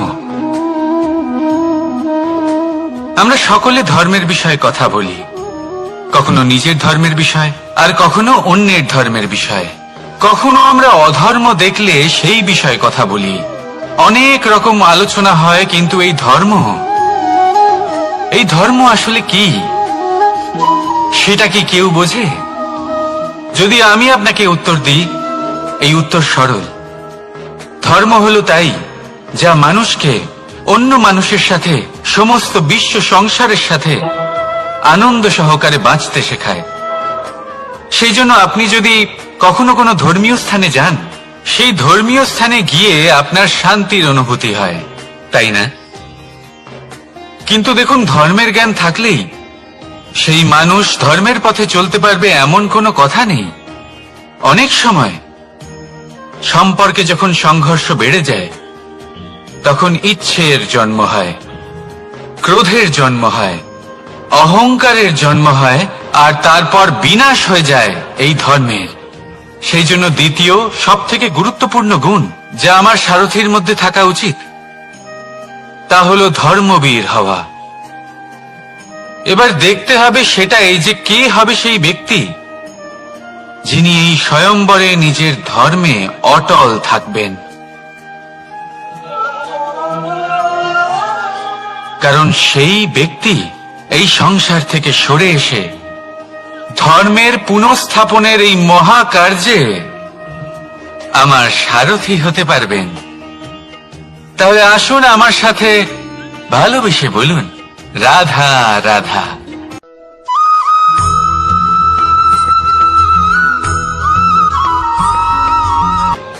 প্রেম এই সংসারে এসেছিল এই সংসারকে প্রেমের শিক্ষা দেওয়ার জন্য, এই জীবনের সুখের অনুভূতি আসলে কি তা শেখানোর জন্য। কিন্তু যদি সত্যি কথা বলি, তো আমি নিজেই প্রতিদিন প্রেমের নতুন নতুন স্বরূপ দেখতে পাই, প্রেমের একটা নতুন অনুভূতি প্রত্যেক নতুন দিনে। আর তার কারণ হলো এই প্রেম অনন্ত, এ হলো দৈব। প্রেম হলো এই সংসারের সব থেকে বড় ঢাল এবং সব থেকে বড় অস্ত্র। এই প্রেম ছাড়া না কোনো ন্যায় হয় আর না কোনো শাস্ত্র, না জীবন আছে আর না অন্ত। এবার যদি এই প্রেম মনের মধ্যে বাস করতে শুরু করে, তাহলে কখনো কোনো সমস্যাই হবে না, আর যদি হয়েও থাকে তাহলে তা স্থায়ী হবে না। এই প্রেম কি না করতে পারে? এই প্রেম সমস্ত সমস্যা মিটিয়ে ফেলতে পারে, আপনার মনের মধ্যে অহংকারকেও বিনাশ করে দিতে পারে, আপনাকে সাক্ষাৎ ঈশ্বরের সাথে দেখা করাতে পারে। তাই প্রেমের দ্বারা প্রয়াস করতে থাকুন এই সংসারের প্রত্যেক মানুষকে, প্রত্যেক বস্তুকে, প্রত্যেক জীব জন্তুকে ভালোবাসবেন। আর এই প্রেমের দ্বারাই বলুন, রাধা রাধা।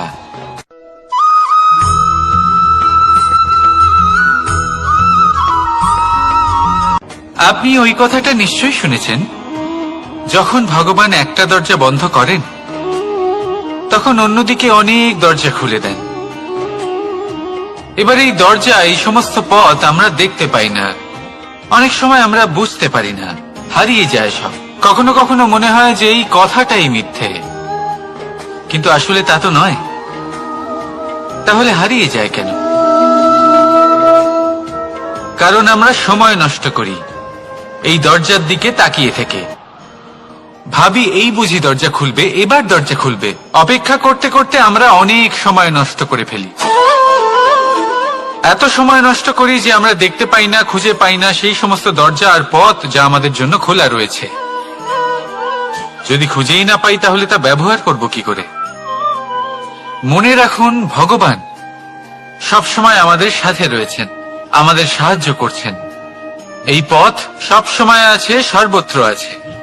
দরকার রয়েছে শুধুমাত্র দৃষ্টির, দৃষ্টিভঙ্গি এবং ভাবনার।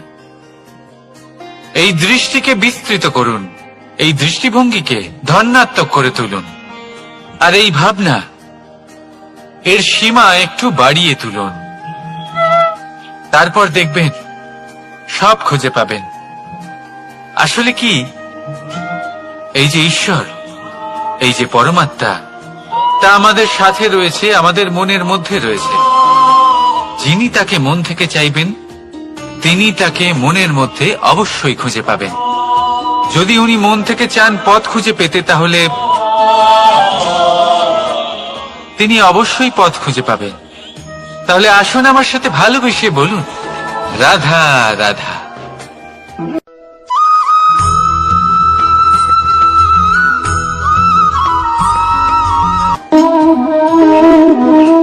প্রশান্তি জড়িত নিদ্রা মানুষের জীবনের একটা অত্যন্ত গুরুত্বপূর্ণ সুখ এবং প্রয়োজনীয়তাও। দেখতে গেলে এই সংসারের প্রত্যেক পশু পাখি, প্রত্যেক জীব অবশ্যই নিদ্রা প্রাপ্ত করেন, কিন্তু মানুষ, যার মধ্যে বিচার বিবেচনা করার শক্তি অন্যদের থেকে অনেক বেশি, তার কিন্তু ঘুমের কিছু সমস্যা অবশ্যই হয়। কি বলেন, তাই তো? এবার এর কারণ কি? চিন্তা।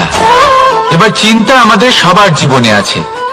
আমরা সকলে জানি যে চিন্তা কখনো আমাদের সাহায্য করে না, তাও আমাদের জীবনে আছে।